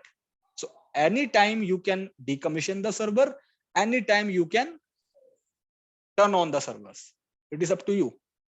Then the patching activity and the maintenance activity will be handled by the cloud service provider. Again, you don't have to worry about the maintenance and update part. Then comes the reliability. So cloud is reliable. in terms of hardware downtime. Why? Because you are not using your hardware. The hardware is being handled by the cloud vendor, which is AWS and Azure. So in case if any problem happens in the hardware platform, it is the responsibility of cloud vendor to switch your data to another server. And since they have a big data center, so they will do it very easily. Then cloud has global presence. Global presence means it has the data center in most of the location in the world. So if your users are coming from US, so and your data center is available in India, so you don't have to worry for that. You can create one of the replica server copy in US as well, and the latency problem can be fixed. The slowness problem can be fixed. So it has the global presence. Then cloud has on-demand self-service. On-demand sport services means whatever you need, it can get ready in few minutes. Actually, it's not 2 minutes. 2 minutes is just on the website. It can get ready in few minutes. Like within 3 to 4 minutes, the servers can be ready on the cloud. But in the physical infrastructure, you have to install the operating system. Operating system installation takes around 45 minutes. And on the server, it takes more than 1 hour. But in cloud, it takes only few minutes. So no need to wait for the physical infrastructure to set up. Then cloud provides you the higher availability. Higher availability in the sense, my company data center is in Delhi. Due to any circumstances, there is a war in Delhi and my data center gets attacked. So if my data center gets attacked, means if my infrastructure gets attacked, then my servers will not be available. Users will not be able to access my server. There will be business loss. But thanks to cloud, in the cloud, it has global presence. So because of the global presence, your data can be split across globe. You can create replicas in entire globe or in different location. If any of the server gets down, if any of the data center gets down, you still have the availability. You can switch to different location and it is not going to impact your business. So that is again the power of cloud. Then compliance. Your company don't have to worry about the server replacement. If any server is old, then you don't have to worry about changing it because you don't have. You are taking it on rent. So it is the responsibility of cloud vendor to handle the changing part. Whatever hardware has to be changed, whatever updation has to be done, it is the responsibility of AWS, Azure, or GCP cloud vendors. So you don't have to take care of any guidelines in your company. Then this is the biggest benefit. Every cloud resource works on pay as you go model. Means whatever you will use, you will only pay for it. And it is not with AWS, it is with every cloud. It is with Azure as well, it is with GCP as well. So every cloud works on pay as you go model. And this concept was started by AWS because AWS was the first cloud in market. So these all concept, this all idea was introduced by AWS. Understood? Yes, sir. Yes, sir. So far, any question? No? No. Now, No, sir. now No, sir. let's discuss what type of cloud is available in the market. If suppose Sir, my company sir, wants to go, hello. yes. Sir, I have one question. Yes. Sir, everything available in the internet or cloud. So, sir, physical engineers job is some jobs are left it. So that's why. Yes, of course. See, since cloud, most of the companies have adopted the cloud solution. So that's the reason that the engineers who were working on premises, their jobs are going because we don't require them. If my company is completely on cloud, so why should I hire the on-premises engineer? So in future, even nowadays, you can also see the jobs are becoming less for the on-premises engineer. Means for the persons who are handling the Windows server, Linux server, the networking, their job is less as compared to the new technology. So whatever new technology comes in the market, you will have to adopt it. Just like today is the arena of cloud. Maybe in future, after 10 years or 20 years, if something new comes, then cloud will also get out from the market. Then person will have to adopt that technology because everything comes for the benefit. So yes, in cloud there is a job, but yes, for the traditional on-premises technology, the job is less now because companies have switched to the cloud environment. So obviously it is impacting the job market for the engineers who are not up to date with the latest technology. Clear? Yes, sir. Even there is one person, I don't know his name. He is working in HCL for SCCM. What was your name? Sir, my name is Sunil Kumar. Sunil. So you are in HCL in SCCM profile. No, sir, no, sir. We have a candidate in this batch in HCL in SCCM, right? HCL or IBM? IBM, I think. HCL. HCL. So you are in SCCM, right? No, sir, I am not. No, sir, not IBM. see. I am doing job as a IT support analyst Okay. See, in IBM. someone was talking about SCCM, like he's taking care of patching activity. So even nowadays, there is a replacement of SCCM as well. It is Intune. So Intune is the successor of SCCM market. So Intune is on cloud. So yes, this is something that in future when the technology gets advanced, so the old jobs are getting obsolete and new jobs are coming in the market, and most of the jobs are on cloud, DevOps, orchestration, machine learning, artificial intelligence, IoT. So today is the arena of these kind of technology. In future, there will be change. Then let's see what happens. So let's focus on this cloud. First, get a cloud job because it is going to be for a lot, like for a long year. Even the on-premises is still there, starting from the beginning. So cloud is not something that it will get banished in 5 years or 10 years. It will long last. But yes, we cannot predict the future. Maybe after 20 years, after 15 years, there will be a new change. Something new comes. Then that time we will see.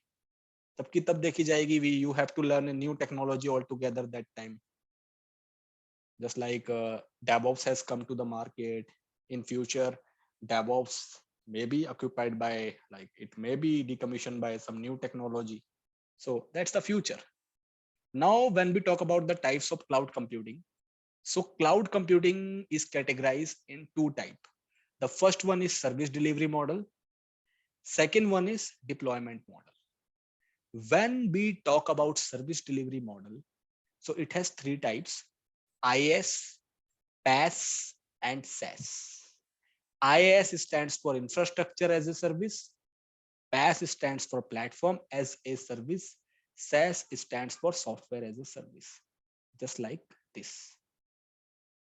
IaaS, PaaS, SaaS. These three are the service delivery model. Service delivery model mean how the cloud vendor, how AWS, Azure, GCP, Alibaba, Oracle, whatever, how the cloud vendor are providing the services to the company. So they are providing it in three forms: IaaS, PaaS, and SaaS. When we talk about these three differences, so let's see what is IaaS, PaaS, and SaaS. So let's understand this figure. See, when we talk about on-premises, I have told you about on-premises. So when we talk about on-premises scenario, so in the on-premises scenario, your company will invest in the physical infrastructure. The data center location will be there in the company. You will have to purchase the networking device, storage device, server, OS, application, whatever is required to run a IT business, IT infrastructure, you will have to purchase that. So that is your on-premises infrastructure, the physical infrastructure. And in the on-premises infrastructure, your company would be responsible for managing everything. Your company will be responsible for networking, storage, server, virtualization, OS, software, whatever, the complete infrastructure, this complete infrastructure will be managed by your company. That's why engineer has to be there, network engineer has to be there, server engineer has to be there, monitoring engineers has to be there. So for different tasks, you will have to hire different engineer in the on premises. But when we talk about cloud solution, so if we are on a cloud solution, so cloud service providers will give us 3 type of services. They says that either you can take IaaS from us, which is infrastructure as a service, or you can take platform from us, or you can take complete software from us. Now let's understand what is this. So when we talk about infrastructure as a service, so from the cloud vendor, if you only need the physical infrastructure on rent, if your company only requires the physical infrastructure on rent, then you can take it from the cloud vendor in the form of IaaS, infrastructure as a service. In the infrastructure as a service, they will give you networking, means router switches you don't have to purchase. They will give you the rental service of that. Storage will be provided by them. Physical servers will be provided by them, and virtualization will be provided by them. So this infrastructure, the yellow part, will be provided by the cloud vendor if you go with the infrastructure as a service from them. Then rest of the things means you have the infra, operating system installation is your task. You will have to install Windows server, Linux server, whatever server you want to create, you will have to install that. If any platform application has to be created, you will have to do that. Any software maintenance, it is your task. Means in the infrastructure as a service, you will take infra on rent from the cloud vendor, from the AWS. In infra, what will come? In infra, networking part will come, server will come, storage part will come, and virtualization part will come. Rest of the things like your software, your runtime means your coding environment, your operating system, this black one has to be managed by your company. You will have to manage this. You will have to install this. And if any issue comes on this platform, you will have to troubleshoot that. But if any issue comes in this yellow part, then cloud service provider is going to take care of that. So this is infrastructure as a service. When you are taking the infrastructure on rent. Now the advanced version is PaaS, platform as a service. In the platform as a service, you will get infra plus platform from the cloud service provider, and rest, the application, the software has to be installed by you, and you will be managing that. Means OS will be provided by cloud vendor, complete infrastructure will be provided by the cloud vendor, plus the platform. What is this? What is middleware? So suppose you need the cloud solution for the developer. You have a lot of developer in your company. Developer means the person who develop the software. So you have the developer in your company. Now suppose they are doing the coding on .NET platform. They are doing the coding on .NET platform. They are creating the software on this platform, on this code. Now for this, they need a software platform. In order to run the code, we need a platform. Just like suppose we need Visual Basic. We need Visual Basic platform for the coding. I want to do coding. So I need this application so that I can do the .NET coding. So for that, this is my platform. And if I have taken platform as a service from the cloud vendor, so they will also give me this platform. Whatever platform I require Visual Basic for coding. So they will give us Visual Basic on rent. On that, we can run our code. Runtime means our code. If we want to do any coding, our software development department wants to do any coding, we will do that. Whatever application we have, Tally, MS Office, antivirus, VPN software, we have to install that on our environment. And the black one, the coding and the software maintenance will be my company task. Rest, the yellow one, will be managed by the cloud vendor in the PaaS environment, in the platform as a service environment. So let's take another example. Suppose you need a database solution. Database solution means apart from the infrastructure, from the cloud vendor, you want to take the infrastructure as well, plus you need a database platform, just like you need a SQL server, so that you can host your database on this platform. In order to create the database server in the company, we need SQL. There are more: Cosmos DB, MariaDB, MongoDB, PostgreSQL.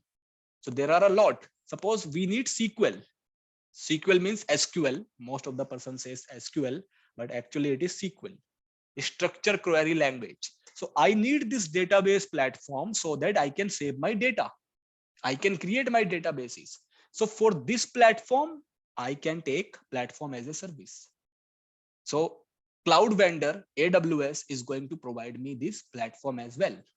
But in case I don't take PaaS, I don't take platform as a service, I only go with infrastructure as a service. So they will only give me the infra.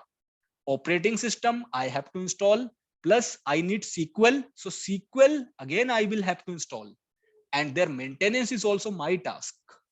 But in PaaS, the infra plus the middleware, means the platform, is the responsibility of cloud vendor. I only take care of my code. I only take care of my software. Understood? Yes, sir. So, Now comes the last one, SaaS, software as a service. Now, what is software as a service? So suppose my company wants that I will not take care of anything. I will just do my business. I need everything from infra to platform to software maintenance, everything I need from the cloud service provider. I don't want to manage anything in my company. So for that, you can take the services from SaaS. Means AWS will give you SaaS services. In the SaaS services, they will manage everything. They will install the software for you as well. Just like, let's take an example of Office 365. In your company, they might be using Office 365. So Office 365 is the example of software as a service. Here, what you are doing, you are getting the services from cloud in terms of your office, in terms of your teams, then OneDrive, SharePoint. So they are giving you every facility from the internet.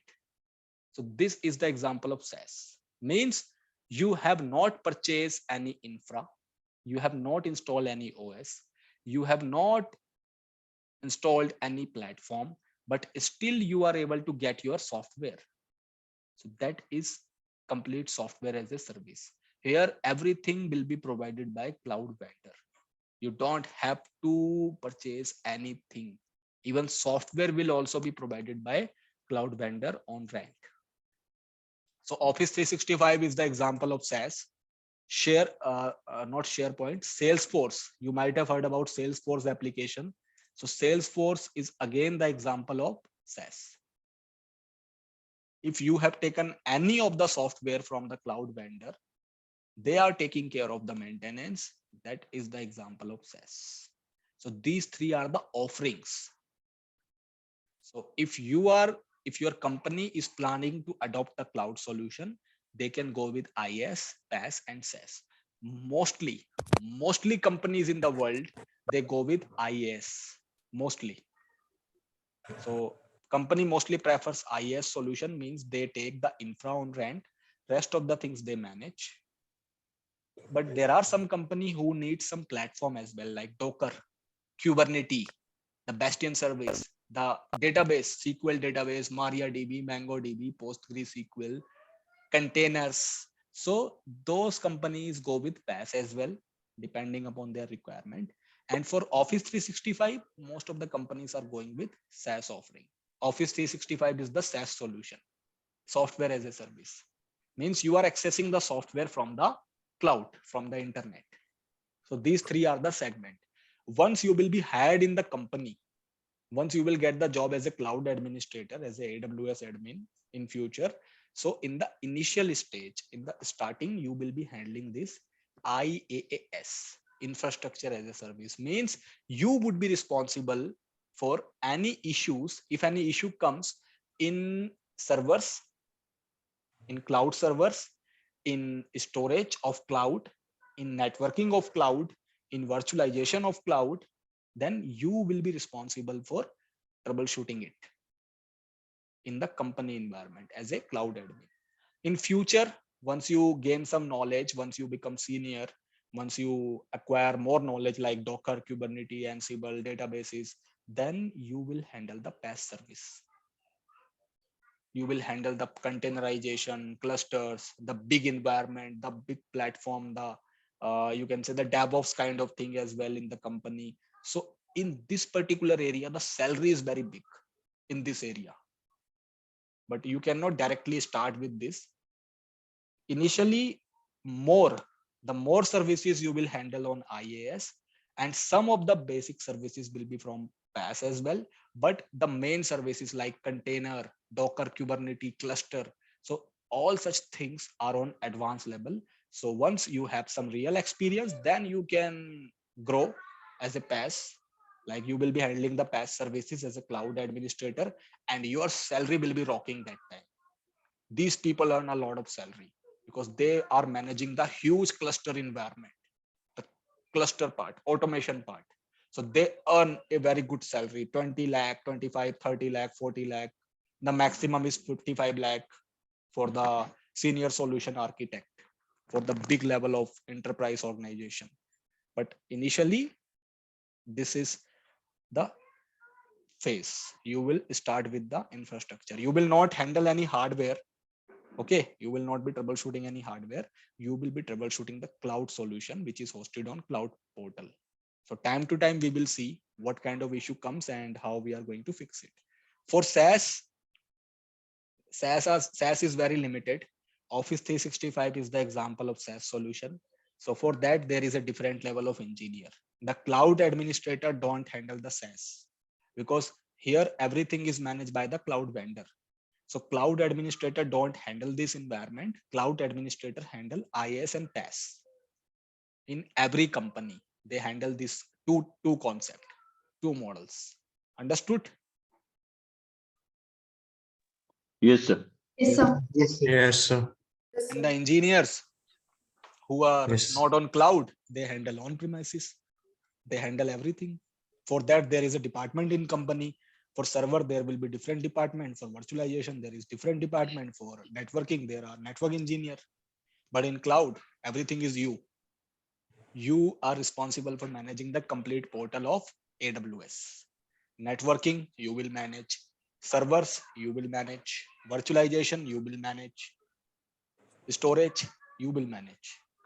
That's why all the jobs of the old engineers are going, because cloud engineer is capable to handle everything now.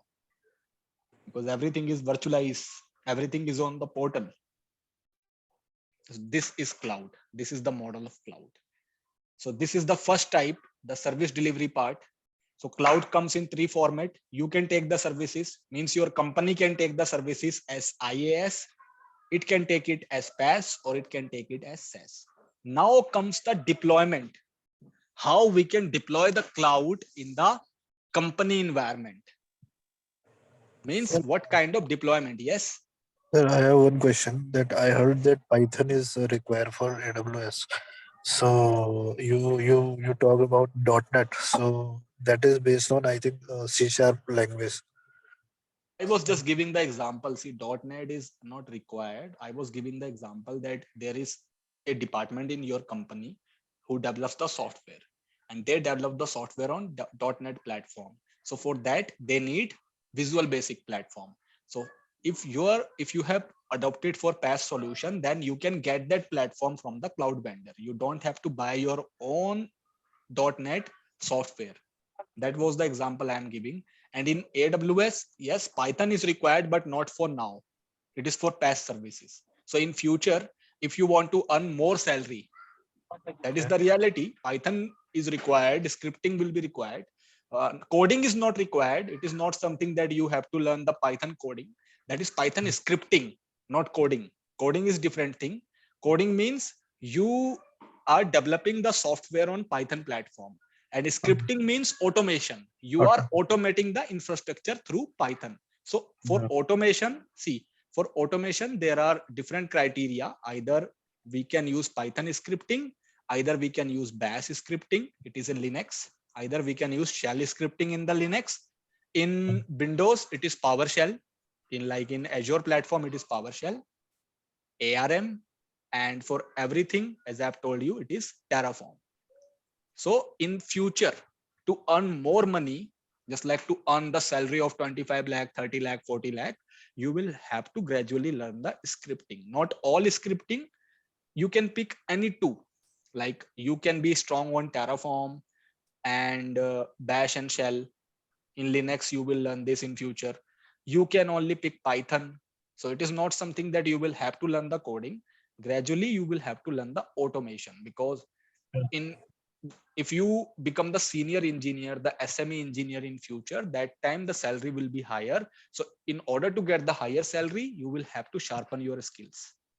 So as of now, it is not in use. Python is As not. of now, it will not be required at your level, because you will not be automating the things. You will not be the part of big automation. For the automation, that time the scripting will be required. And it is not something that you only need Python. Again, it depends upon company to company. Some companies are doing it on the shell. Some companies are doing it on the ARM. So it depends what company is using. But yes, if you know any one of these platform, then you would be able to understand another's as well. Just like suppose you only know Bash shell, then Bash shell is somehow some of the variable are same in the Python. So you would be easily able to understand the Python scripting that time. So that is the future thing. Terraform we will do. That is part of our curriculum. So we will know how to automate the infrastructure by using Terraform, by using IAC. So again, the coding is not required. It is written in a human readable format. You can easily read this context. So through practical, we would be able to understand. Okay, sir. Terraform is a tool. Okay. Terraform is a tool, yes. It is an infrastructure provisioning tool, IAC. It is an open source tool. It is freely available. Just like Linux, it is freely available. Okay. And company prefers Terraform a lot. They hire the person on cloud and they look for Terraform skill. Whatever cloud you are using, they look for Terraform. So it is used in both Azure and everything. GCP, Azure, AWS. Terraform can be integrated in any cloud. That's why the demand is high. Just like if you only take the example of a proprietary tool, there is a cloud formation. So cloud formation is a tool of AWS. It is doing the same job that Terraform do. Terraform and AWS cloud formation is responsible for automation. But cloud formation can only work with AWS cloud. If you have a different cloud company, suppose you have Azure, then this will not work. But Terraform is an open source tool. It can work with AWS, Azure, GCP, whatever cloud your company is using, Terraform can be integrated. That's why the demand of Terraform is more as compared to proprietary tools.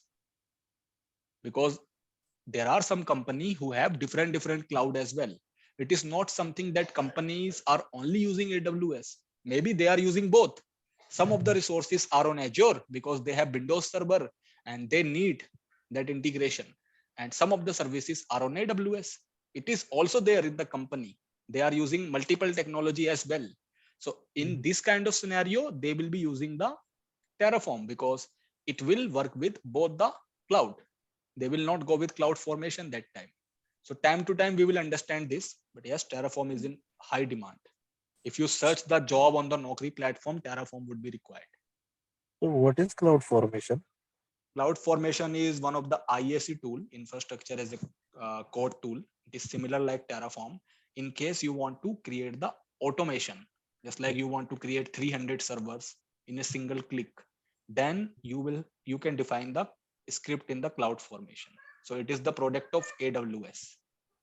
And Terraform is the product of HashiCorp. So again, it does the similar thing, but it can work with any cloud. Okay? Yes, sir. Okay, thank you. So this is clear. This model is clear. Yes, sir. So Yes, this sir. model applies to every cloud. It is not only for AWS. AWS was the inventor. They were the first cloud, but in Azure, in GCP, this business model is still there. Whatever cloud you are using in the company, it can be in three form of services. It can be in IaaS, you can take PaaS, or you can take SaaS. And you will be clear on this concept, because in interview, they will be focusing on the concept. Concept means they will not ask you the definition. What is IaaS, what is PaaS? They are not going to ask you the definition. They will ask you the concept, like what services are part of IaaS, what services are part of PaaS. So time to time, we will see this. During the practical, whatever I will tell you, I will let you know what concept, what practical is part of which service. Just like EC2. EC2 is the virtual machine in AWS. So EC2 is the part of infrastructure as a service. So during practical, we will again see this kind of concept. Then when we talk about the deployment, means how we can deploy the cloud in the company. So it is in three formats: public cloud, private cloud, and hybrid cloud. So we will discuss that tomorrow, not today, because there will be a lot of theory in your head. Yes, sir. ऊपर से जाएगा. Yes. Yes, sir. You all will be puzzled. So we will discuss that in tomorrow's session. So tomorrow, what we are going to cover? We are going to cover this public, private, and hybrid. Deployment model. Yes, deployment model. Then we will start our AWS. Okay, sir. Okay. Okay, चलिए sir. Terraform के बारे में आगे में मतलब practical में पता चलेगा ना, ये Yes. थोड़ा समझ में नहीं आ रहा है. अभी मत समझो. At the very end of our session, we will do the Terraform. Which There is will best? be 8 to 10 classes for 8 classes around. Means there will be Okay. 1 month of classes for Terraform at the end. Okay, sir. Okay. Then you will Sure. understand. For now, just only think that Hello. we will also learn Terraform Hello. in future. Yes. Sir, which is one best? Which is one best mean? हाँ, समझा नहीं मैं. मतलब इसमें से अच्छा कौन सा होगा? Azure, AWS, Google Cloud, IBM? यार देखो, अच्छे तो सारे हैं. डिपेंड करता है कि तुम्हें क्या समझ में आता है. पहली बात तो मतलब तुम्हें AWS अच्छा लगता है. AWS मींस तुम्हें Linux पे काम करना ज्यादा अच्छा लगेगा as compared to Windows. अगर तुम्हें Linux बिल्कुल ही पसंद नहीं है ना, तब तो फिर AWS तो बेकार है उस बंदे के लिए. गूगल पे मैंने सर्च किया था तो उसमें लिखा था कि AWS इजी है Azure के कंपैरिजन में. ऐसा कुछ नहीं है. ठीक है. इधर कमांड वगैरह रहता है ना. ऐसा कुछ भी नहीं है. लेकिन मैं अभी Windows पे काम कर रहा हूँ. Every cloud has its own benefit, its own disadvantages. So depend what company you are applying for, what is their infrastructure. If they have the infra on Azure, then they will not hire you because you are AWS guy. If they have their infra on AWS, they will hire you. But yes, AWS is the first cloud in the world, so it has a lot of market share. Still, it has a biggest market share in the world. It means most of the companies have their infra on AWS. The second number is Azure. The third number is GCP. GCP has very less share, 8%, 6 to 8% share. So the job market is high in AWS and Azure, but it is very less in GCP and any other cloud. So you can pick anyone between this in order to get the job. Now, don't worry about the Linux also, because I am teaching, so I am very confident about my teaching that I would be able to deliver you the Linux in an easy way. Okay, sir. Okay. So don't worry about the Linux. See, Sure, sir. I feel myself as the best trainer. It is not something that I am egoistic, but I have a lot of experience in training as well. I am working in company, but I am associated in training industry since 2014. So 2014 से मैं कुछ ना कुछ training दे ही रहा हूँ. While working, still I am the part of training industry. So I am the real person who is working in the environment. So that's why I can give you the things in a real and a live scenario basis. So it is not something that I am only the trainer. I am working on the production. That's why I can give you that kind of example, that what is happening in the company. Otherwise, you have never seen these kind of example like on premises, patching, maintenance overhead. If you will learn generally from any other person, they will only tell you what is cloud, why cloud is there, but they will not be able to focus on the company terms. They are not bad trainer, but they don't have the experience of industry. That's why they have different style. I have different style. So don't worry about that. Linux part, don't worry about the Linux. It will be easier to learn. But yes, for the Okay, person who feel from the heart, किसी को दिल से लगता है कि यार I don't want to do Linux, then I cannot do anything. For that person, the Linux will be tough. Sir Okay. मैं इसलिए पूछा क्योंकि अच्छा, मैं आपका अभी communication, teaching of communication is very good because आपका पूरा सारे के सारे समझ में आ जाता है. ऐसा नहीं है, बाकी लाइनेक्स हम लोगों को मालूम नहीं है एक्चुअली. तो जीरो से हीरो बनना है हम लोगों को. आपका Don't सपोर्ट worry, रहना चाहिए. you will get that. That is the part of curriculum. So don't worry. We will do the Linux Sure, in a sure. very easier manner and on the advanced level. So don't worry about it. जी जी. Just bear with sir me. मैं Whatever I am सिर्फ telling you, just bear with me. You will get the job. Yes. What were you saying? कुछ कह रहे थे? Sir, I need one clarification that you told that on Sunday evening we will get video. So which video you were talking about? This This Saturday? one. This one. Saturday and Sunday. What about the Sunday class video? You will get it on Sunday evening. Evening मतलब class खत्म Oh, होने के okay. The class will be at 8, right? So then you will get it on Monday morning. तो मतलब ये portal vision के portal पे Not on portal. I will upload it on the Google Drive and the link will be shared with you guys via Anamika. So Anamika will share you the link. You can download the video and you can keep it on your personal system. अच्छा अच्छा ठीक. Whatever, see, the today's session, it is getting Which video, sir? recorded.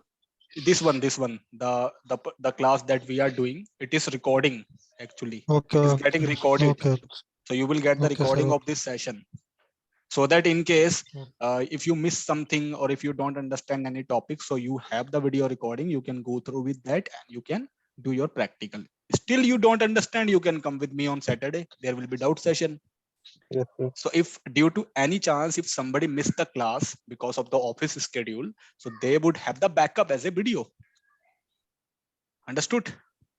So Sure. there will be, so this session is also being recorded. Everything is under recording mode.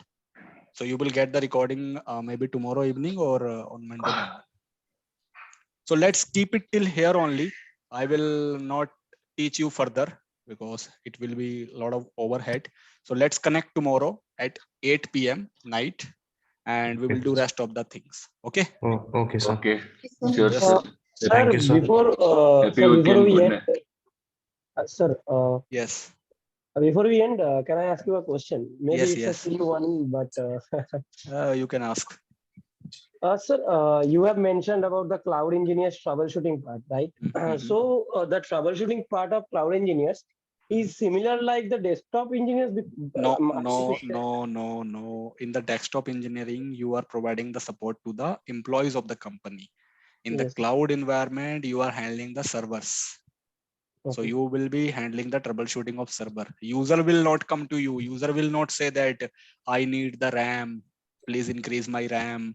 My system is hanging. This is not going to get happen. Yes, sir. User will face the problem because of the server. Like suppose if 50 users of a department is complaining that their application is slow for the entire department. So it is not the job of desktop engineer to troubleshoot that case because entire department is impacted. So it is happening because of the server. So you will Yes, sir. handle the server that time. Understood? Understood, sir. So there will no tickets and no calls like that. Tickets will be there, but that is not related to the end user. Server tickets will be there, networking tickets will be there. Ticket is there because that is a process in the company. For every issue, a ticket will be locked. Sir, but as per not tickets like a desktop support, no? It's Yes. Yeah. It will not be the issue like a desktop support engineer. Yeah. You will not do that kind of job. You will be handling the servers and networking part on technology environment. Yes, sir. Okay, sir. Okay. Thank you, sir. Thank you. Okay. Yes. Thank you very much. Let's connect tomorrow then. Thank you, sir. Thank Sure, you, sir. sir. Good night, sir. Okay. Bye. Okay, thank you. Good night, sir. So I have a doubt. Yes, yes. So actually, when we have done that, because I have joined eVision Mhm. 2 years ago. Okay. I joined as a desktop support HCL, Mhm. but they have joined me on third party, Okay. and they didn't know me about that you are going to join as a third party or full time. They didn't tell me in the starting. Mhm. So at final, I don't have any job because I'm the fresher. I came from Bangalore. Okay. I'm basically from Uttar Pradesh only, Bulandshahr, Ghaziabad. You Okay. heard that name before, linear Meerut. Mhm. But in South India, I have done my engineering. Okay. So, but eVision, they didn't told me the CTC and all, and didn't tell my profile. I know what is extra support, L1 troubleshootings we have to perform. Mhm. Mhm. They have joined me as a third party. So it is For AWS or for any cloud job that we are offering, that is not third party, because in technology the third party job is hardly there. So yes, so far as I know, in cloud there will not be any third party job. These will be the online jobs, means on roll jobs from the on company. roll. Okay. Yes, for the salary again you can discuss with the placement team what range of slab they have available. But yes, the jobs will be on roll. Because Direct company payroll. Yeah. yes, direct company payroll, because these kind of technology job does not, like, they don't open this kind of position on third party. There are very less opportunities in the third party. This is only, most of the jobs on the third party are on desktop support, Because service desk job. we have project here Ericsson Global. We are supporting Mhm. Ericsson HCL. Mhm. So Ericsson, they gave read access to HCL and write access to the Infosys. Okay. So if we are getting the any server tickets, then we have to route to the InfraOps team, GLBL underscore InfraOps. Right, Global. right. Right. We are using Aspen service now here, Mhm. testing tool. So that's a concern for me. Like if they are starting from the scratch, or for experience holders, they are offering some more. See, for salary, it can be more, but again, that would be better if you can discuss with the admin team. Placement. Let's Yeah. discuss with Okay. Anamika regarding this. She will connect you with the placement team, and whatever doubts you have regarding the salary, you can clear with that particular department. Yes. But Yes. yes, Correct. as far as the job is concerned, that would be the direct payroll job with the company, because third party jobs are very less in this technology profile. So it is only there in the desktop support. Mostly the third party jobs are there with the end user computing, which is desktop and service desk. Yes. Correct. Correct. Okay. Okay, sir. Thank you for. Okay. Thank Okay, you very sir. much. So let's Thank you connect for the tomorrow then. clearance. Bye. Yeah. Bye, sir. Bye. Good night, sir. Good night.